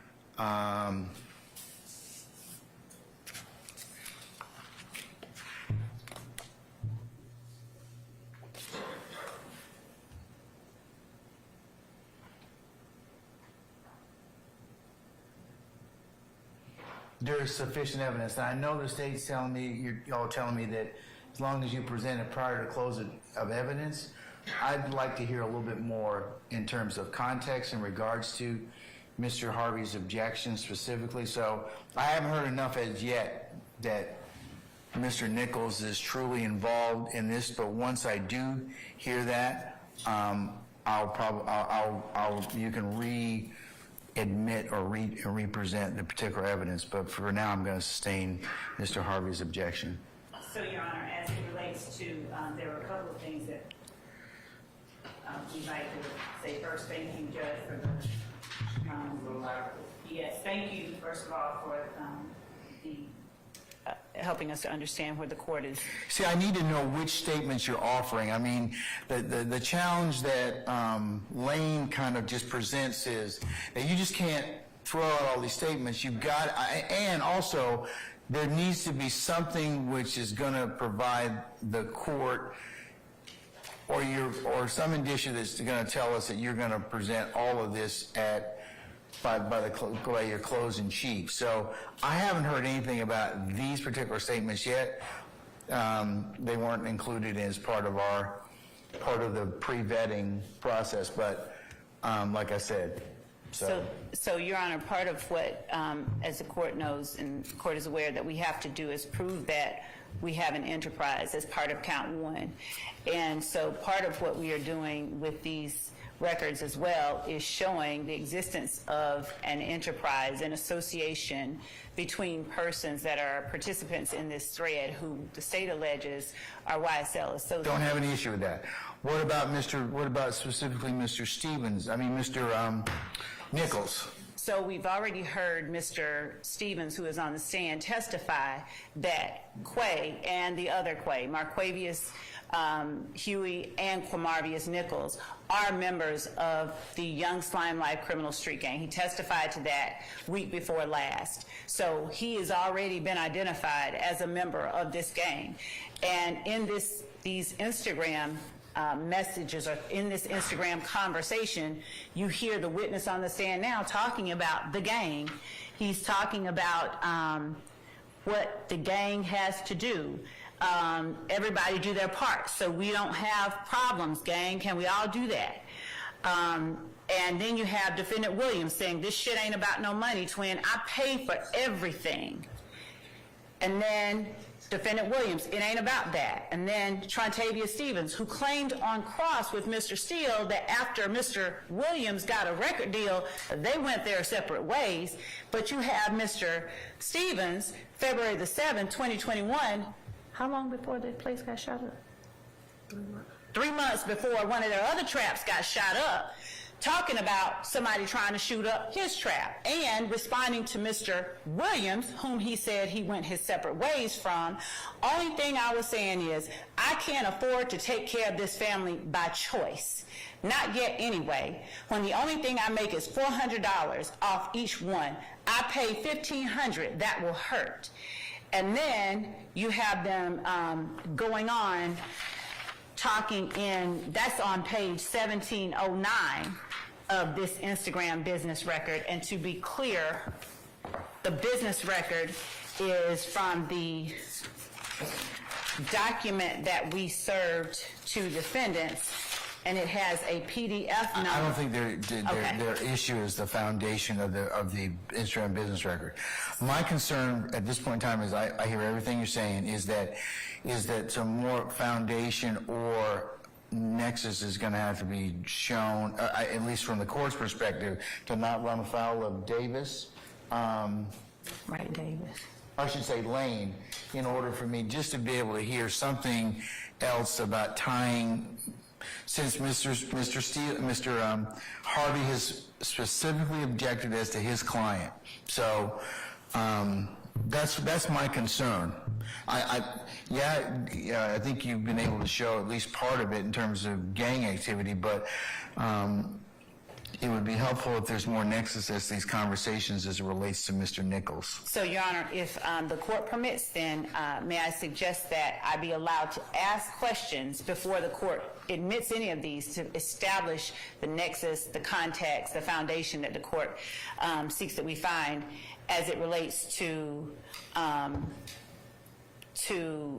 the state's exhibits that I've tendered, and that the court give a sort of limiting instruction stating that until such time as the court deems it proper, the jury shouldn't consider them against only Cormarvius Nichols. And then at a later time, when we've satisfied the court's concerns regarding Mr. Nichols, the court tells the jury, especially when the door was opened and the rule of completeness, we'd argue, should allow us to get into these documents, since Mr. Steele has already introduced his portions of them, that until such time as the court tells the jury that, right now we're considering them against 5 of the 6 defendants. As opposed I would think that should have been done prior to us doing anything in terms of presenting this in front of a jury. Because this, I mean, and listen, I know that your assertion in the courtroom is that Mr. Steele opened the door as to that. So, yeah, but it's going to have to be taken up at some point in time. So we may not be able to do it today, unfortunately, but I think you're going to probably end up having to do that in order for these records to be admissible, or at least the court to make a threshold determination as to them. And, Your Honor, I'd also point out that in a conspiracy, as Mr. Floyd, who's our person who helps with this every day, is every defendant is responsible for the acts of every other defendant. And in as much as, regardless of where Mr. Nichols was at the time that these statements are being made, we've at the very least made a prima facie showing that there is a conspiracy and that there is a gang, which the courts have deemed conspiratorial on its face. I think you've got 1 and 3 already. A conspiracy existed and the statement was made during the course and furtherance of conspiracy. I just think that you have the issue that I'm kind of teetering on right now is the conspiracy included the declarant and the defendant. So the declarant, person speaking, and the defendant against whom the statement is being offered. Now, I know it's pretty broad in the conspiracy about what may be said about whom, and that's the powerful thing about a conspiracy, but still, that's where, Lane, kind of cautions me about that. So, that's why I'm saying that you may need to kind of just put on a little bit more, show how you've met the second prong, which is the conspiracy included the declarant and the defendant against whom the statement is being offered. And that's kind of what we were trying to do with the 801D3 issues, is to kind of parse out which ones or which statements are... You find something funny, Mr. Short? No. Okay, all right, just want to make sure. All right, so that's kind of where we are. So that I'm clear, the court is it the court's instruction that we need to show that that Mr. Nichols was a part of the conversation, or because as the court has reminded us many times, the defendants, as with each of the alleged overt acts in the indictment, they don't have to be a part of every overt act. And our contention is that these conversations are overt acts in furtherance of the conspiracy, which are admissible against every participant in the conspiracy. And inasmuch as Cormarvius Nichols is a part of this alleged conspiracy, these Instagram record conversations should be admissible, should be admitted against him, as well as each and every one of the other defendants seated before Your Honor today. You're saying he's part of the conspiracy. He ain't part of the conspiracy. There's no proof of the conspiracy, and he is not a participant in these phone conversations. And Your Honor, just for the record also, you keep saying only Mr. Nichols. Mr. Stillwell is not a participant. Conversations either. That's what. I don't know why the state keeps saying 1 out of 6. And Your Honor, and neither is Mr. Kendrick. So Your Honor, that's exactly the issue that they have been trying to sort of push all along. It's an effort to de-aggregate or to pull apart the conspiracy itself, count 1 itself. And in a circumstance like this, in this type of case, that is why we have the laws that we have. They are quite liberal, they are quite broad, and they are meant to reach beyond the contention of defendants who want to assert, well, I didn't have anything to do with that act, so you can't hold that against me. I didn't have anything to do with that one, so you can't hold it against me. This is exactly the type of circumstance that the Georgia RICO laws were designed to encompass. And for that reason, we are asking that the court allow us, prior to the jury being sent home today, to get into these conversations by the witness on the stand, the defendant Williams, Wooney Lee, who is also on the indictment, Antonio Sumlin, who is also on the indictment, Marles Farley, who's also on the indictment, all of these members of YSL and associates of YSL. This is, if they were able to make the type of argument that they are attempting to persuade the court about now, then there would never be a place or an instance for this type of action to be brought, because that would be the argument that would allow them to escape being held responsible for acts of these natures. The state to eliminate their burden of proof beyond reasonable doubt. That's what the state is asking you to do.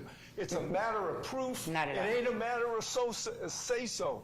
You can say whatever you want, but the proof comes from the witness stand, and the proof comes from the admitted evidence. And, Your Honor, we would argue that this is admissible evidence, and it is what they are arguing goes to the weight, not its admissibility, and that they can cross or not cross or argue in closing that their client wasn't a part of the conversation, but that's their right and ability at every juncture with every piece of evidence. They have done it thus far. They have attempted to cross every witness. Was my client there? And this is exactly what can be done here, and this is exactly the exact type of evidence that the state has offered previously, the court has found admissible, and that our contention is that the court, in this instance as well, should find admissible against every defendant seated in here right now. Yeah, except without more, actually, because we have shown the Hold on, I can't listen to people simultaneously, so. the same thing all day long. Without more, because we have made the because we've made the requisite showings. Except for the fact that I didn't cross. It I doesn't didn't matter. make an opening argument, and I didn't cross this witness. So that is a distinguishing fact. No, it is not. Sorry, I get the floor now. I get the floor now. Okay. That's a distinguishing fact, and it's still a matter of proof. A say-so, an argument, doesn't meet the state's burden of proof. It's as simple as that. Well, it wouldn't, Mr. Harvey, with all due respect, it wouldn't make a difference whether or not you crossed them or not. It's a conspiratorial statement. That's what they're offering it for. So whether or not, I understand what you're saying, but I don't think that will affect its admissibility. We're on redirect. We're not on... Again, remember, there's no scope rule in Georgia state courts. There's a scope rule in federal court, okay? We're not there, so... There's no scope rule on cross. I'm not so sure there isn't a scope on redirect. It's not. There's plenty of case law that talks about you can get into just about anything you want to, even if you forgot something, and it's broad discretion on the court to determine whether or not you're gonna. Exactly. Yeah. Discretion of the court. Yeah. Okay. Anything else? Your Honor, excuse me. Hold on, Mr. Harvey. Anything else, sir? No, sir. Okay. All right. Yes, Mr. Weinstein. Okay, Your Honor, the state is saying that they have established the conspiracy by the fact that they have cited a conspiracy in their indictment, and that is sufficient. That is not sufficient. Just because the state says there's a conspiracy amongst these defendants, that does not mean that they have established a conspiracy. That's established on the witness stand. In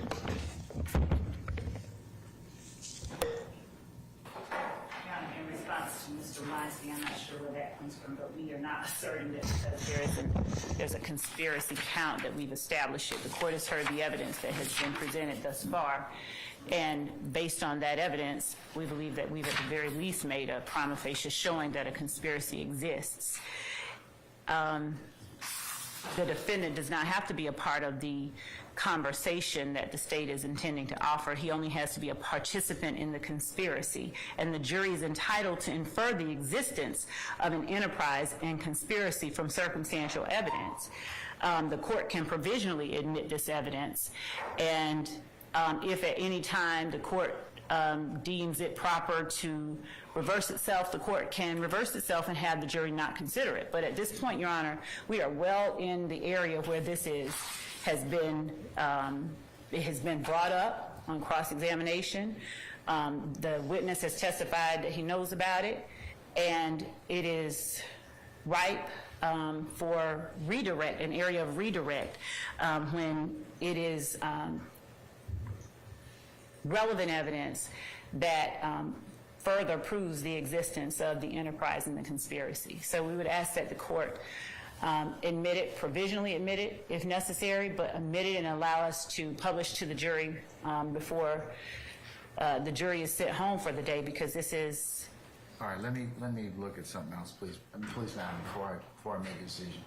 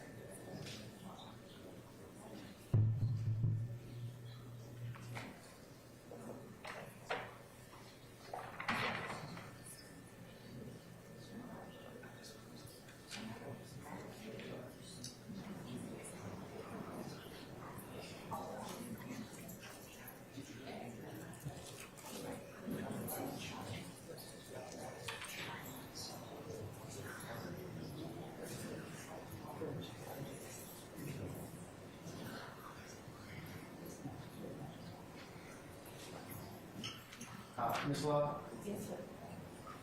These statements that you're seeking to admit, what crimes are they allegedly going to assert a conspiracy as to? The count one, Your Honor, which is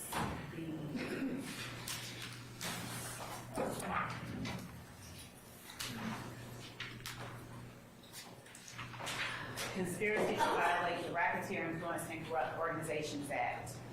For the said accused together with both together and with unindicted co-conspirators, unlawfully conspired to acquire, maintain directly and indirectly an interest in and control of United States property and other personal property through a pattern of racketeering activity, and while associated with an enterprise, did unlawfully conspire to conduct and participate in, directly and indirectly, such enterprise through a pattern of racketeering activity.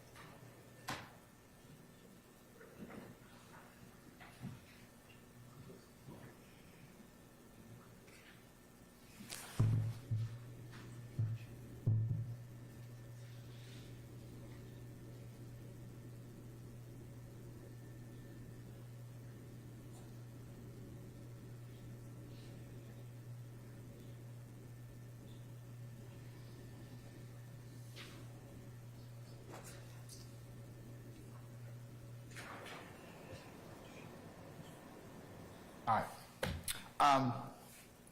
Any further argument, Mr. Shart or Mr. Harvey? I've had a chance to take a look at Thorpe versus the state.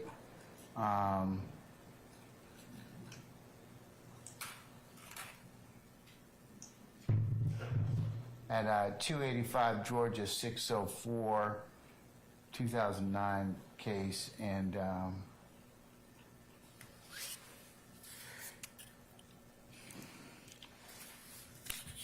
Now, what's what's the year of that case, if you don't mind? 2009.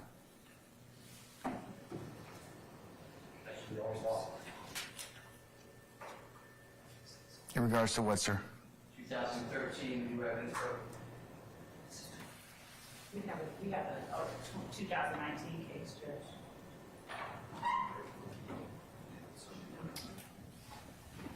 I don't think that law has been overruled. What's the 2019 citation? What case is that? Jones v. State, 305, Georgia, 744. It's a 2019 case. 305 Georgia what? 744. Thank you. With the pen site at. I can't find that this law. I couldn't Yeah. hear it either. It's 305 Georgia, 744, Penn site 746. And we'd also point out, Your Honor, that regarding the statements, it doesn't have to prove a crime, it just has to be sufficient. It's sufficient if it proves an element, such as an agreement to participate in an enterprise or a gang. And that, again, is what we are trying to show.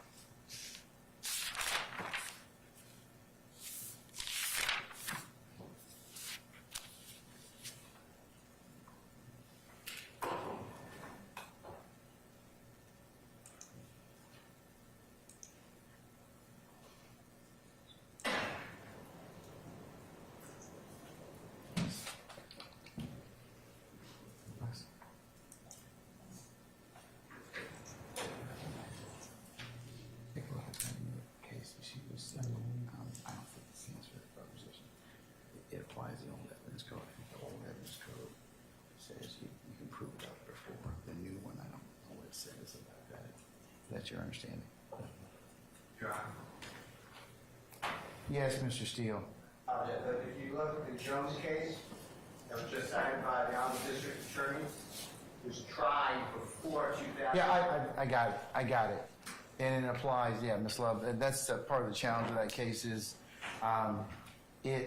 the applicability of that particular rule that you can prove up a conspiracy, at least some prior to the conclusion, existed prior to the new evidence code. So I'm looking for something more recent that shows that, but that seems to be the old code. I'll get it for you, Your Honor. I'm looking now.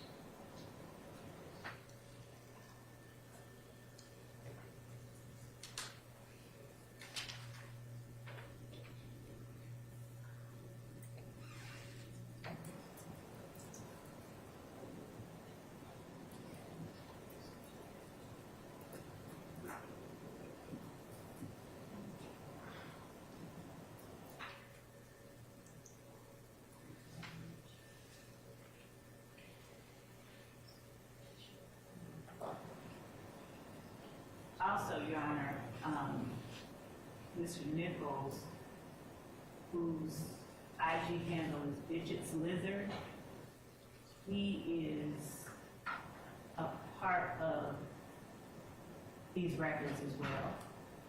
On page 48805 in the 9/30/2021 conversation, at least that's one place where he is. So he communicates with the participants in this case as well. Which is that one? Which exhibit? So the record itself is What state's exhibit is it listed in, madam? not on any one of these particular pages. He is in the records that these pages come from. He is a participant in a 9/30/2021. I'm sorry, microphone, please. He is a participant in a 9/30/2021 conversation in these records.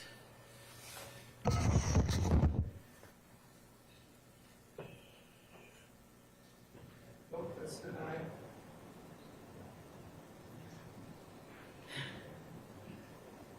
Subject to proof. We can show where Mr. Nichols was. That is flatly denied. Wait, not disability.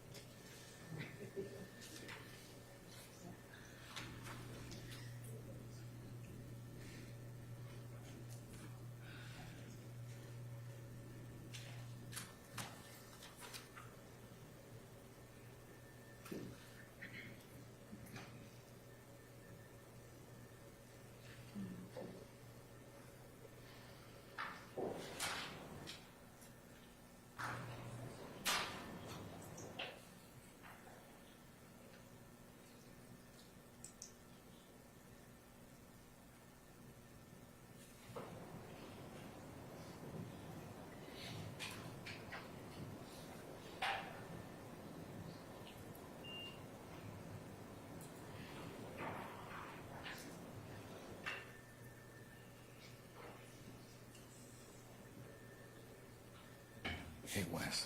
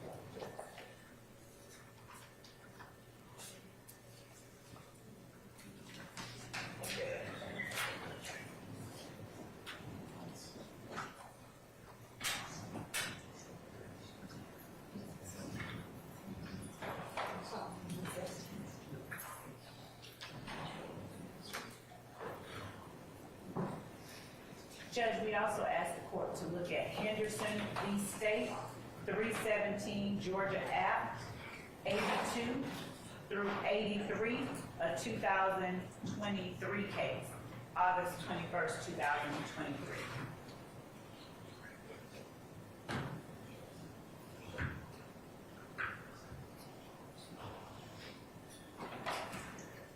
What's the name of the case again? I'm sorry. Can you?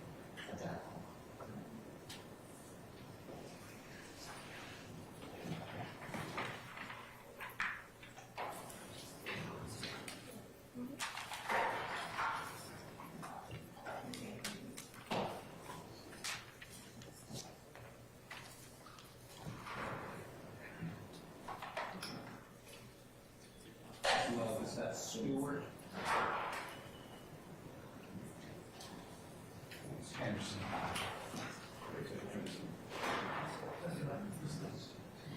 317 Georgia, Eagles, is 82. Is that correct, Ms. Love? Henderson v. State, 317 Georgia, 82. Yes, and I'll give a Lexus site, 2023 Georgia, Lexus 179, or 2023 Westlaw 5338772. And we'll just send it out to everybody.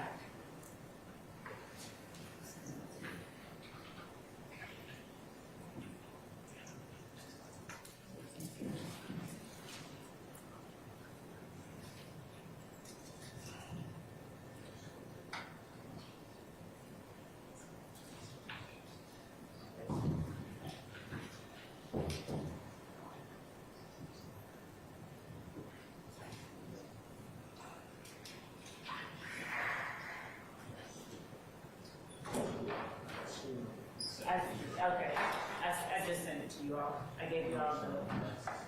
Thank you.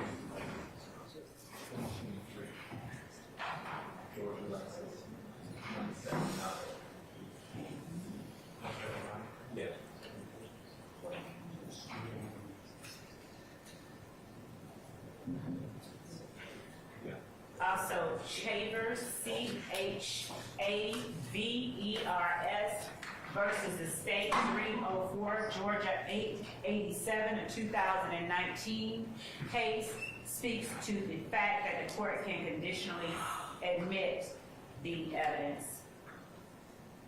You said 304 Georgia 887. I said 304 Georgia 887, 2019 case. Thank you.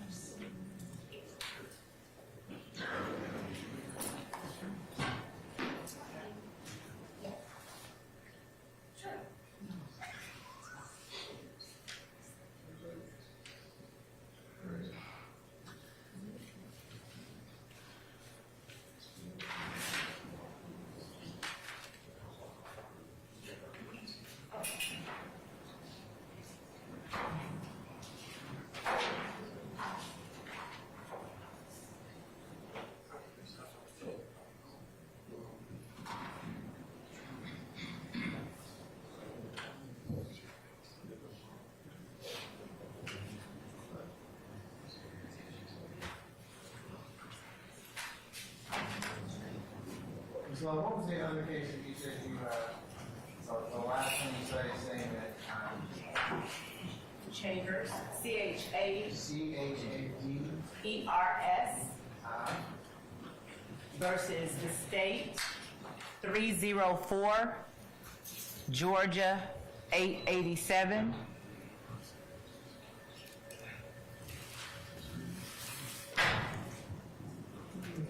And it's head note 6.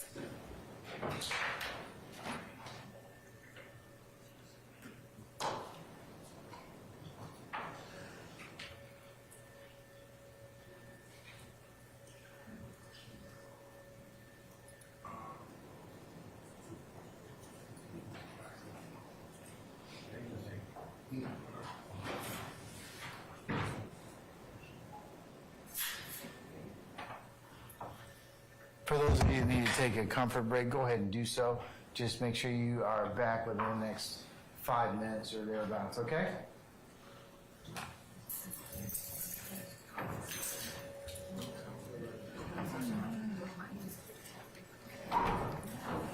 It doesn't say in head note 6 that they can wait.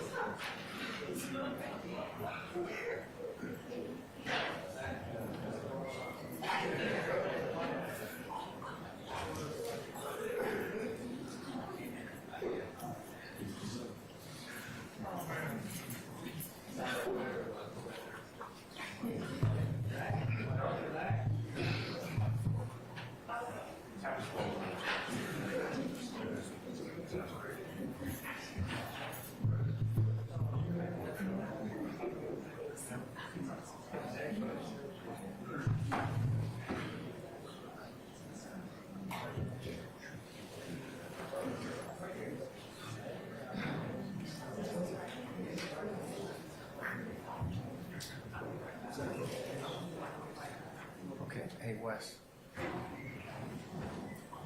Seems to me that this has changed. Germany, this is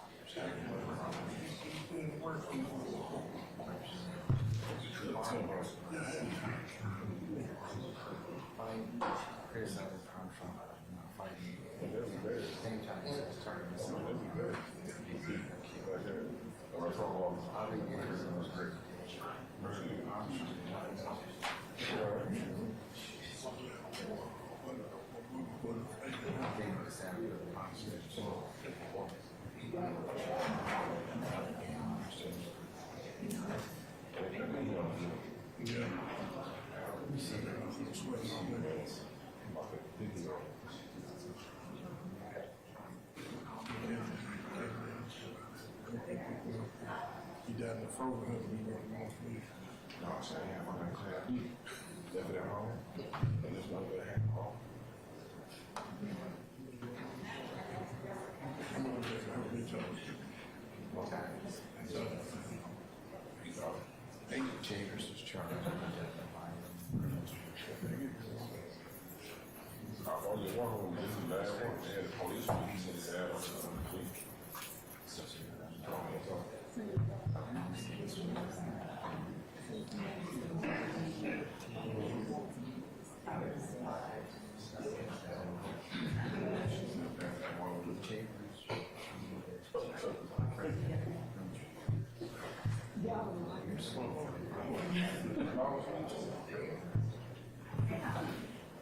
I can cut this one. No,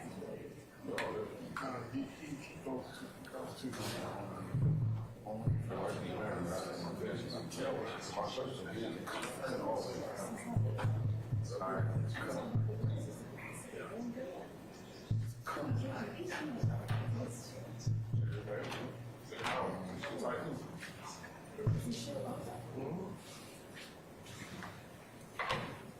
to cut the sleeve, make it a little bit. You said make it on the white shirt. I ain't do my first time wearing. I just walked. I had to. I would have been cut. I would have been cut off the material. Too big. Yeah, we do that because our neck big. But I don't like you couldn't. Yeah, he got a medium on. I've been catching shirt on. Really? Yeah, I've been catching shirt as well. Like Sergeant Jackson? Yeah. I just like all my. But you know, I want to make sure. No. You ever seen, you remember Thomas Byron? All the Byron uniform, like he wanted to. Real war. Tell me. This is what I need. This is what evidence.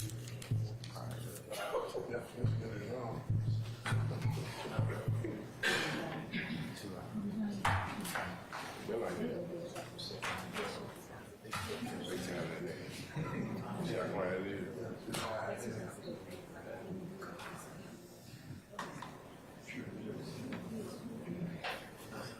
I always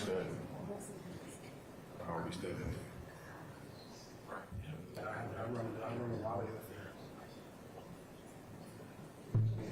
Especially him. Come here, let me see right there. Bring it on here, bro. Sorry, didn't everybody back yet, sir? Yes, sir. Okay, all right.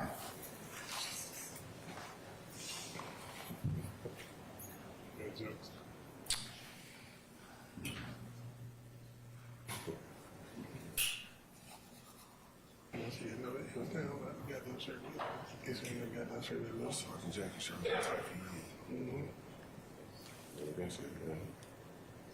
I want to see the shit like that. I'm not on the sleeves on this, but I couldn't use material up on the here, so it's gonna be so bad. Yeah, man, I should get this one. It can be like that. It's shrimp, bro.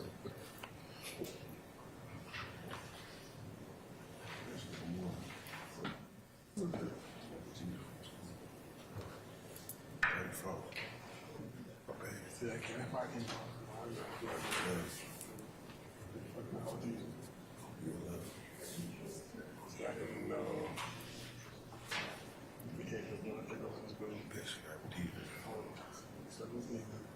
fucked up my control. I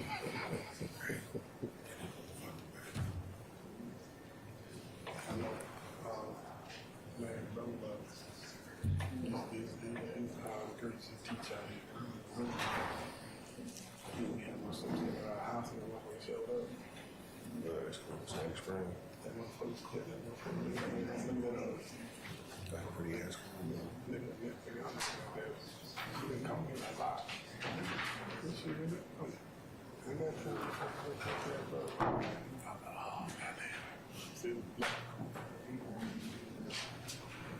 I always say yeah. He even started coming to work. Wow. Yeah. You come to work though? No. That'd be kidding. All right, folks, I've had an opportunity to consider some additional case law relative to the issues of statements in 801D2. Specifically, I've had an opportunity to take a look at Shavers versus the state. 304 Georgia 887, the 2019 case from our Supreme Court.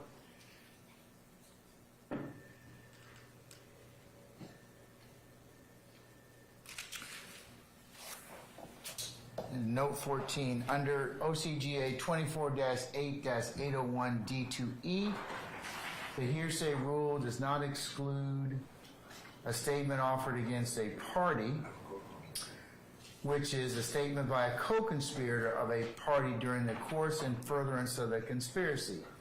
To admit a co-conspirator statement under 801D2E, states required to show by a preponderance of the evidence that the conspiracy existed. The conspiracy included the declarant and the defendant against whom the statement is offered, and the statement was made during the course in furtherance of the conspiracy. That is Kemp versus the state, 303 Georgia 385 at 392. And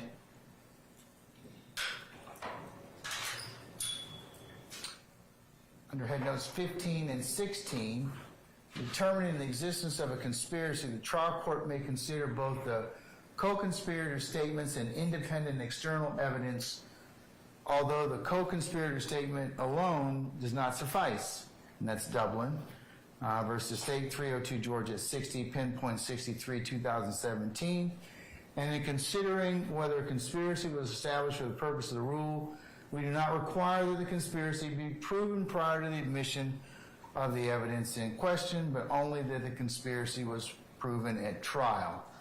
That's it's pages 63 and 64, 805 Southeast 2nd, 27. So,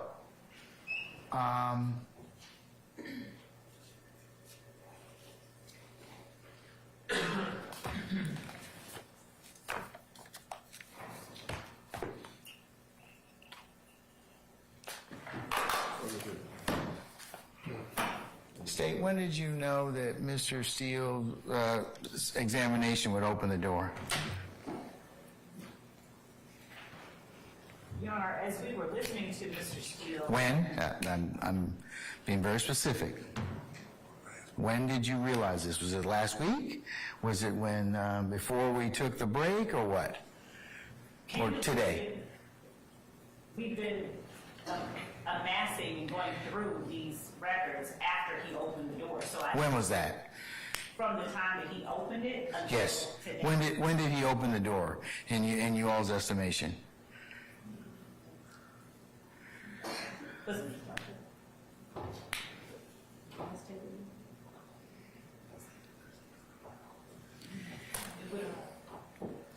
We began looking back through them, I would say, at the end of day on Wednesday or Thursday, whenever the last day Okay. was we had court, we've All right. been looking back through them. Okay. I don't have any issue with making evidentiary rulings, as you all know, and the threshold thereof. But it would have been nice for me to consider this prior to this. I mean, because I have some options with our jury. I don't like our jurors sitting around for hours on at a time for us to be able to ponder these kind of issues. They're important for all sides. But having them sit there waiting on us is what, I have heartburn as a jurist of many years and also debriefing jurors. So, I could have, here's my teaching point.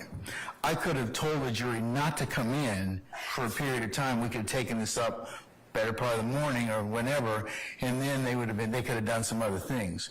But I don't have any way of explaining to them now, or attributing fault. I'm not attributing fault to anybody, but do you understand what I'm saying? Everybody, I've told this to everybody.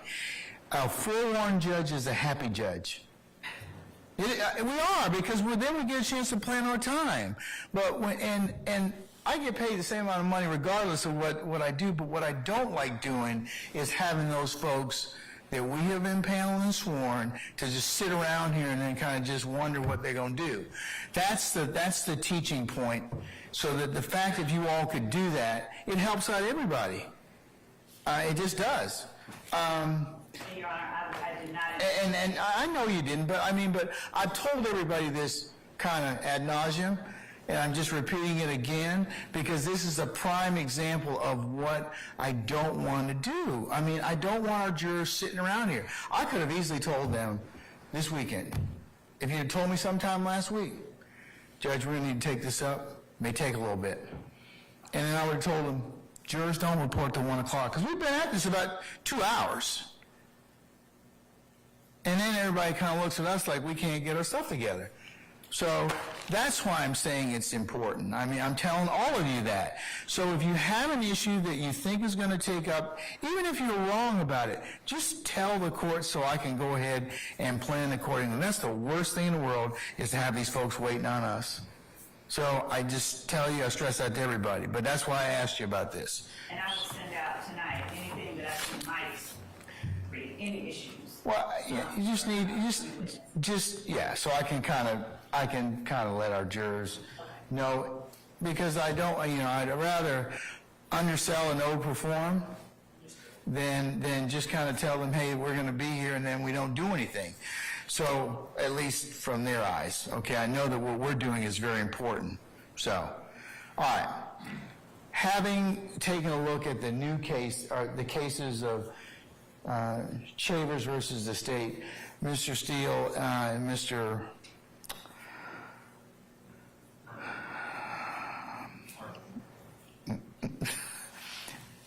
and Mr. Sharp, and others who have joined in this motion, I'm going to overrule your objections, and I'll permit the state to admit the aforementioned exhibits.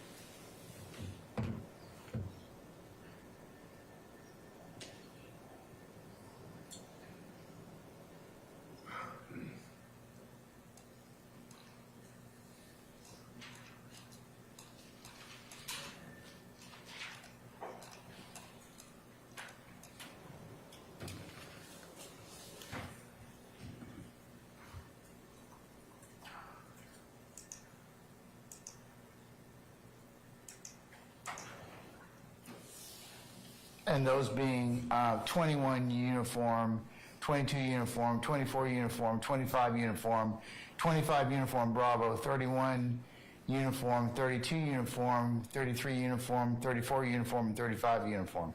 The other reason I tell all of you is that forewarned is happier, is that I can actually get a chance to read these cases and make the best ruling I can, and not keep changing my mind because there's another case that kind of comes up and I haven't considered everything in its totality and perspective. So that's the other reason I would ask that you try and give me as much heads up as you can, okay? So I'm going to continue your objection, Mr. Harvey and Mr. Short. Does anybody else wish to be heard on this issue? I don't need to be heard, except John Court has mentioned that I don't believe, and I've never said it except for Mr. Williams. On cross-examination, every one of my questions was, does this show Mr. Williams furthering any type of criminal street gang activity? I never took anyone else. I just wanted to make that clear that the record is not clear. That is my position. Madam? Judge, those types of questions get into what everybody else is doing on the thread and what is happening, just because Mr. Steele prefaces his questions with, as it relates to Mr. Williams, doesn't change the fact that they are all alleged co-conspirators and they are participating in these various conversations, and that the content of these various conversations thereby shows an element of count one, or two elements, actually. All right. Your Honor, can I just respond to that briefly? Yes, you may, sir. Be very clear.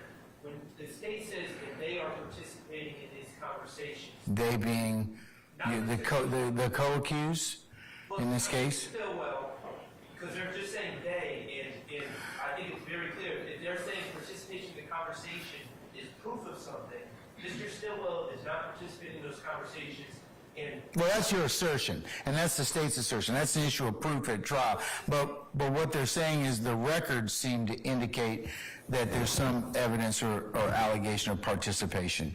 no, Your Honor, there's no, the state has never said there's any evidence of participation by Mr. Stillwell in these communications, and I don't believe Mr. Stillwell is the only person that's sitting here as a defendant. Well, remember, there's other, I can consider also, and the jury can consider, other ancillary facts that have been already established or will maybe established later. So I'll note your objection for the record, sir. Okay, hold on, you two. I gotta talk to Mr. Weinstein, then I'll acknowledge you next. Okay, all right. Mr. Matthews and Ms. D. Williams, you'll go next, okay? Go ahead, sir. Yes, Your Honor. 35U, I just want to be clear, is that the Instagram post from Martinez Arnold? Because I want to make sure I'm talking about the right exhibit. No. So that was not one of the ones that's been admitted by the judge by the court just now. The court simply overruled you all's objection. I haven't even tendered them. I was approaching the witness to show them to him, so I haven't even had an opportunity to tender them, so they have not been admitted. No, I'm sorry, but is 35U the one, this one here? No, this is 34. 34U. Okay, so we're also going to object to 34U, Your Honor, as far as bringing that in. What's your specific objection to 34U that hasn't already been made? Just foundation. This witness is not the appropriate witness to testify regarding 34U. This is an Instagram post by Martinez Arnold. And let me back up. Listen, the ones I just mentioned, 21U, 22U, 24U, 25U, 25U Bravo, 31U, 32U, 33U, 34U, and 35U still need foundation. Okay, thank you. So preliminarily, the arguments that you're making, I'll note them for the record, and I'll say that they're continuing, but she being the state hasn't laid the foundation quite yet. Thank you, Your Honor. All right, Mr. Matthews Sr., sir? Yes, just briefly, Mr. Huey, we simply join in the objection for all the reasons. Okay, all right. Thank you. Ms. D. Williams? Mr. Ryan is doing the same thing. Mr. Williams is joining in on the Yes, ma'am. Okay, all right. Folks, it's nearly 6 o'clock. I think we're gonna have to call it a day at this point in time. So let's call back in Mr. Stevens, please, and we'll tell our jurors that our plans for tomorrow. Okay? I'll wait till you come in. Yeah, wait till he comes back in, please.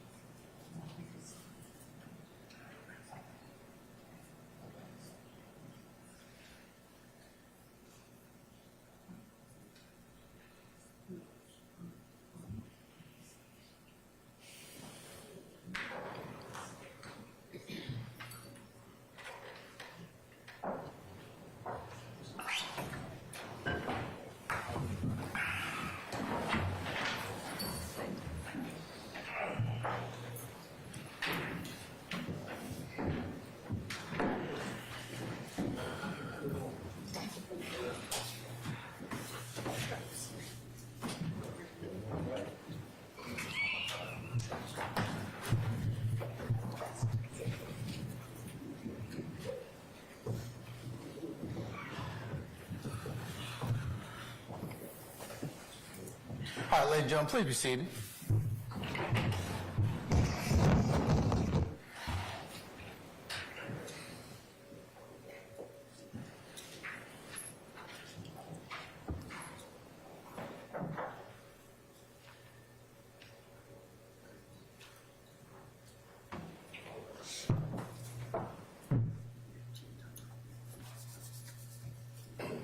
President, come forward. All right, thank you, Sergeant Ingram. All right, ladies and gentlemen, as you can see, the hour is nearly almost 6 o'clock, and while I have finished business with our counsel here, it's the end of the day, and unless you have some strenuous objection, I'm going to go ahead and recess for the day, okay? All right, you all sound disappointed. I'm so sorry, okay? All right, but ladies and gentlemen, in all seriousness, there are some times that we take up matters, as I mentioned to you earlier, outside your presence and hearing, and we appreciate your patience because sometimes we don't know how long those will take, and as much as we can go ahead and plan those, we'll try and do so, but I don't want you to attribute anything against anybody. It's just those kind of things happen, and we ask for your patience in advance and continuing patience, okay? All right. Mr. Stevens, be here tomorrow morning for 9 o'clock, okay? All right. All right. Don't discuss your testimony with anybody except the attorneys in this case.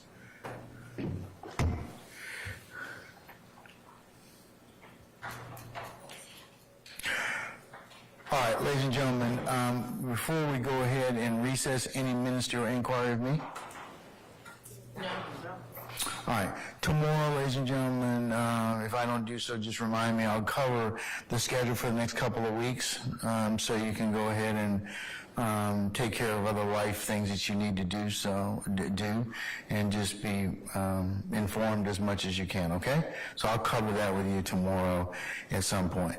But let's go through our customary ad nauseum admonitions. Remember, don't discuss this case amongst yourself. Don't try and do any research at home.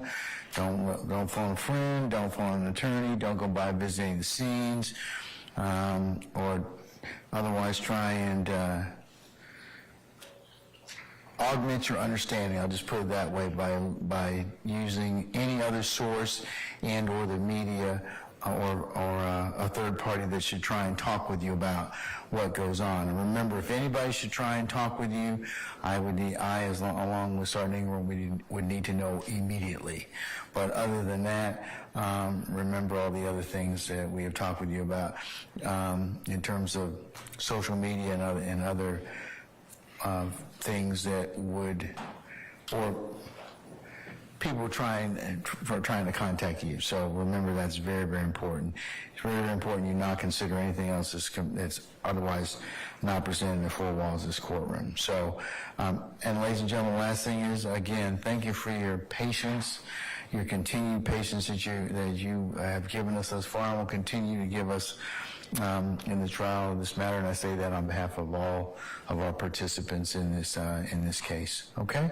So, ladies and gentlemen, unless you have anything of me, if you could be here tomorrow morning for 9 o'clock, we'll get started as close to 9:30 as we possibly can, and then we'll see where we go from the day will lead us at that point in time. Okay? All right. All rise. Remember, leave your notepads in the basket in the back.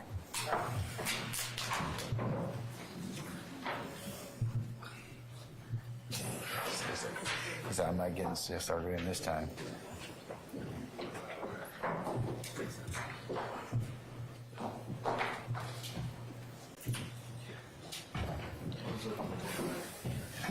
Well, it's too much trouble to open up both eyes. It's like I gotta move my head. All right, ladies and gentlemen, please be seated. Okay, anything else I need to consider from the good of the order before tomorrow? Your Honor, we provided a few videos that we intend to introduce over the next few days, and again, we will just continue to provide anything that may potentially cause problems to the defense so that the court can have a chance to be. I'm so sorry, I cannot hear you. It's okay, Mr. Steele. So that both the court and the defense Can be aware. We will continue to do that prior to presenting it to a witness. Okay, all right. Anybody else? I do. I was only being kind, Mr. Steele. I really didn't want to hear from you, but since you have some more to tell me, what does he want to tell me, sir? I know they're not marked, but there are 2 email videos that were just referenced, and it is my position that somebody changed the name. It says like Young Thug Blood Gang at the bottom. That does not come to the video. So somebody changed the name, so I'll be objecting. I'm trying to give you a heads up so we don't have To the name or to the video content itself? I have to see how the video content is going to be potentially introduced, but it's not the content. I've seen the video. There's a name that somebody put on. Like the nomenclature of the file? We'll make sure there's. Why don't you talk with Ms. Love, and maybe that can be arranged before or dealt with before we come tomorrow morning, okay? Okay, and it's both of the videos, and That's fine. Position. Okay. All right. Anybody else? Again, I was being kind, Mr. Shard. Sit down. Okay, what does he want to tell me? I try to initiate dialogue and hopefully stay expected, but regarding these videos, I would like to make sure we... The same videos that Mr. Steele has referenced? Yes. Okay, what about them are you trying to add? I would like to make sure that we have some sort of dialogue about the parameters and also the purpose of those videos, because I will be objecting to just playing the videos, so I'm decent guidance. Well, then, why don't you talk with the state about that, and then we can have a further conversation at the appropriate time, okay? All right. Anybody else? Okay, before I close the record down, anybody from the media, if you, do I have points of contact for your counsels? Mr. Seiden? Okay. Okay. Oh, everybody? Okay. Did you have a card for her or anything? Did she send us anything? She's a service contact. Okay, all right. So we have it. Thank you, Mr. Seiden. Appreciate it. Okay, unless there's anything else, then I'll see everybody tomorrow morning for 9 o'clock for anticipated 9:30 start time, all right? Thank you, Judge. All right, we're in recess. Christina.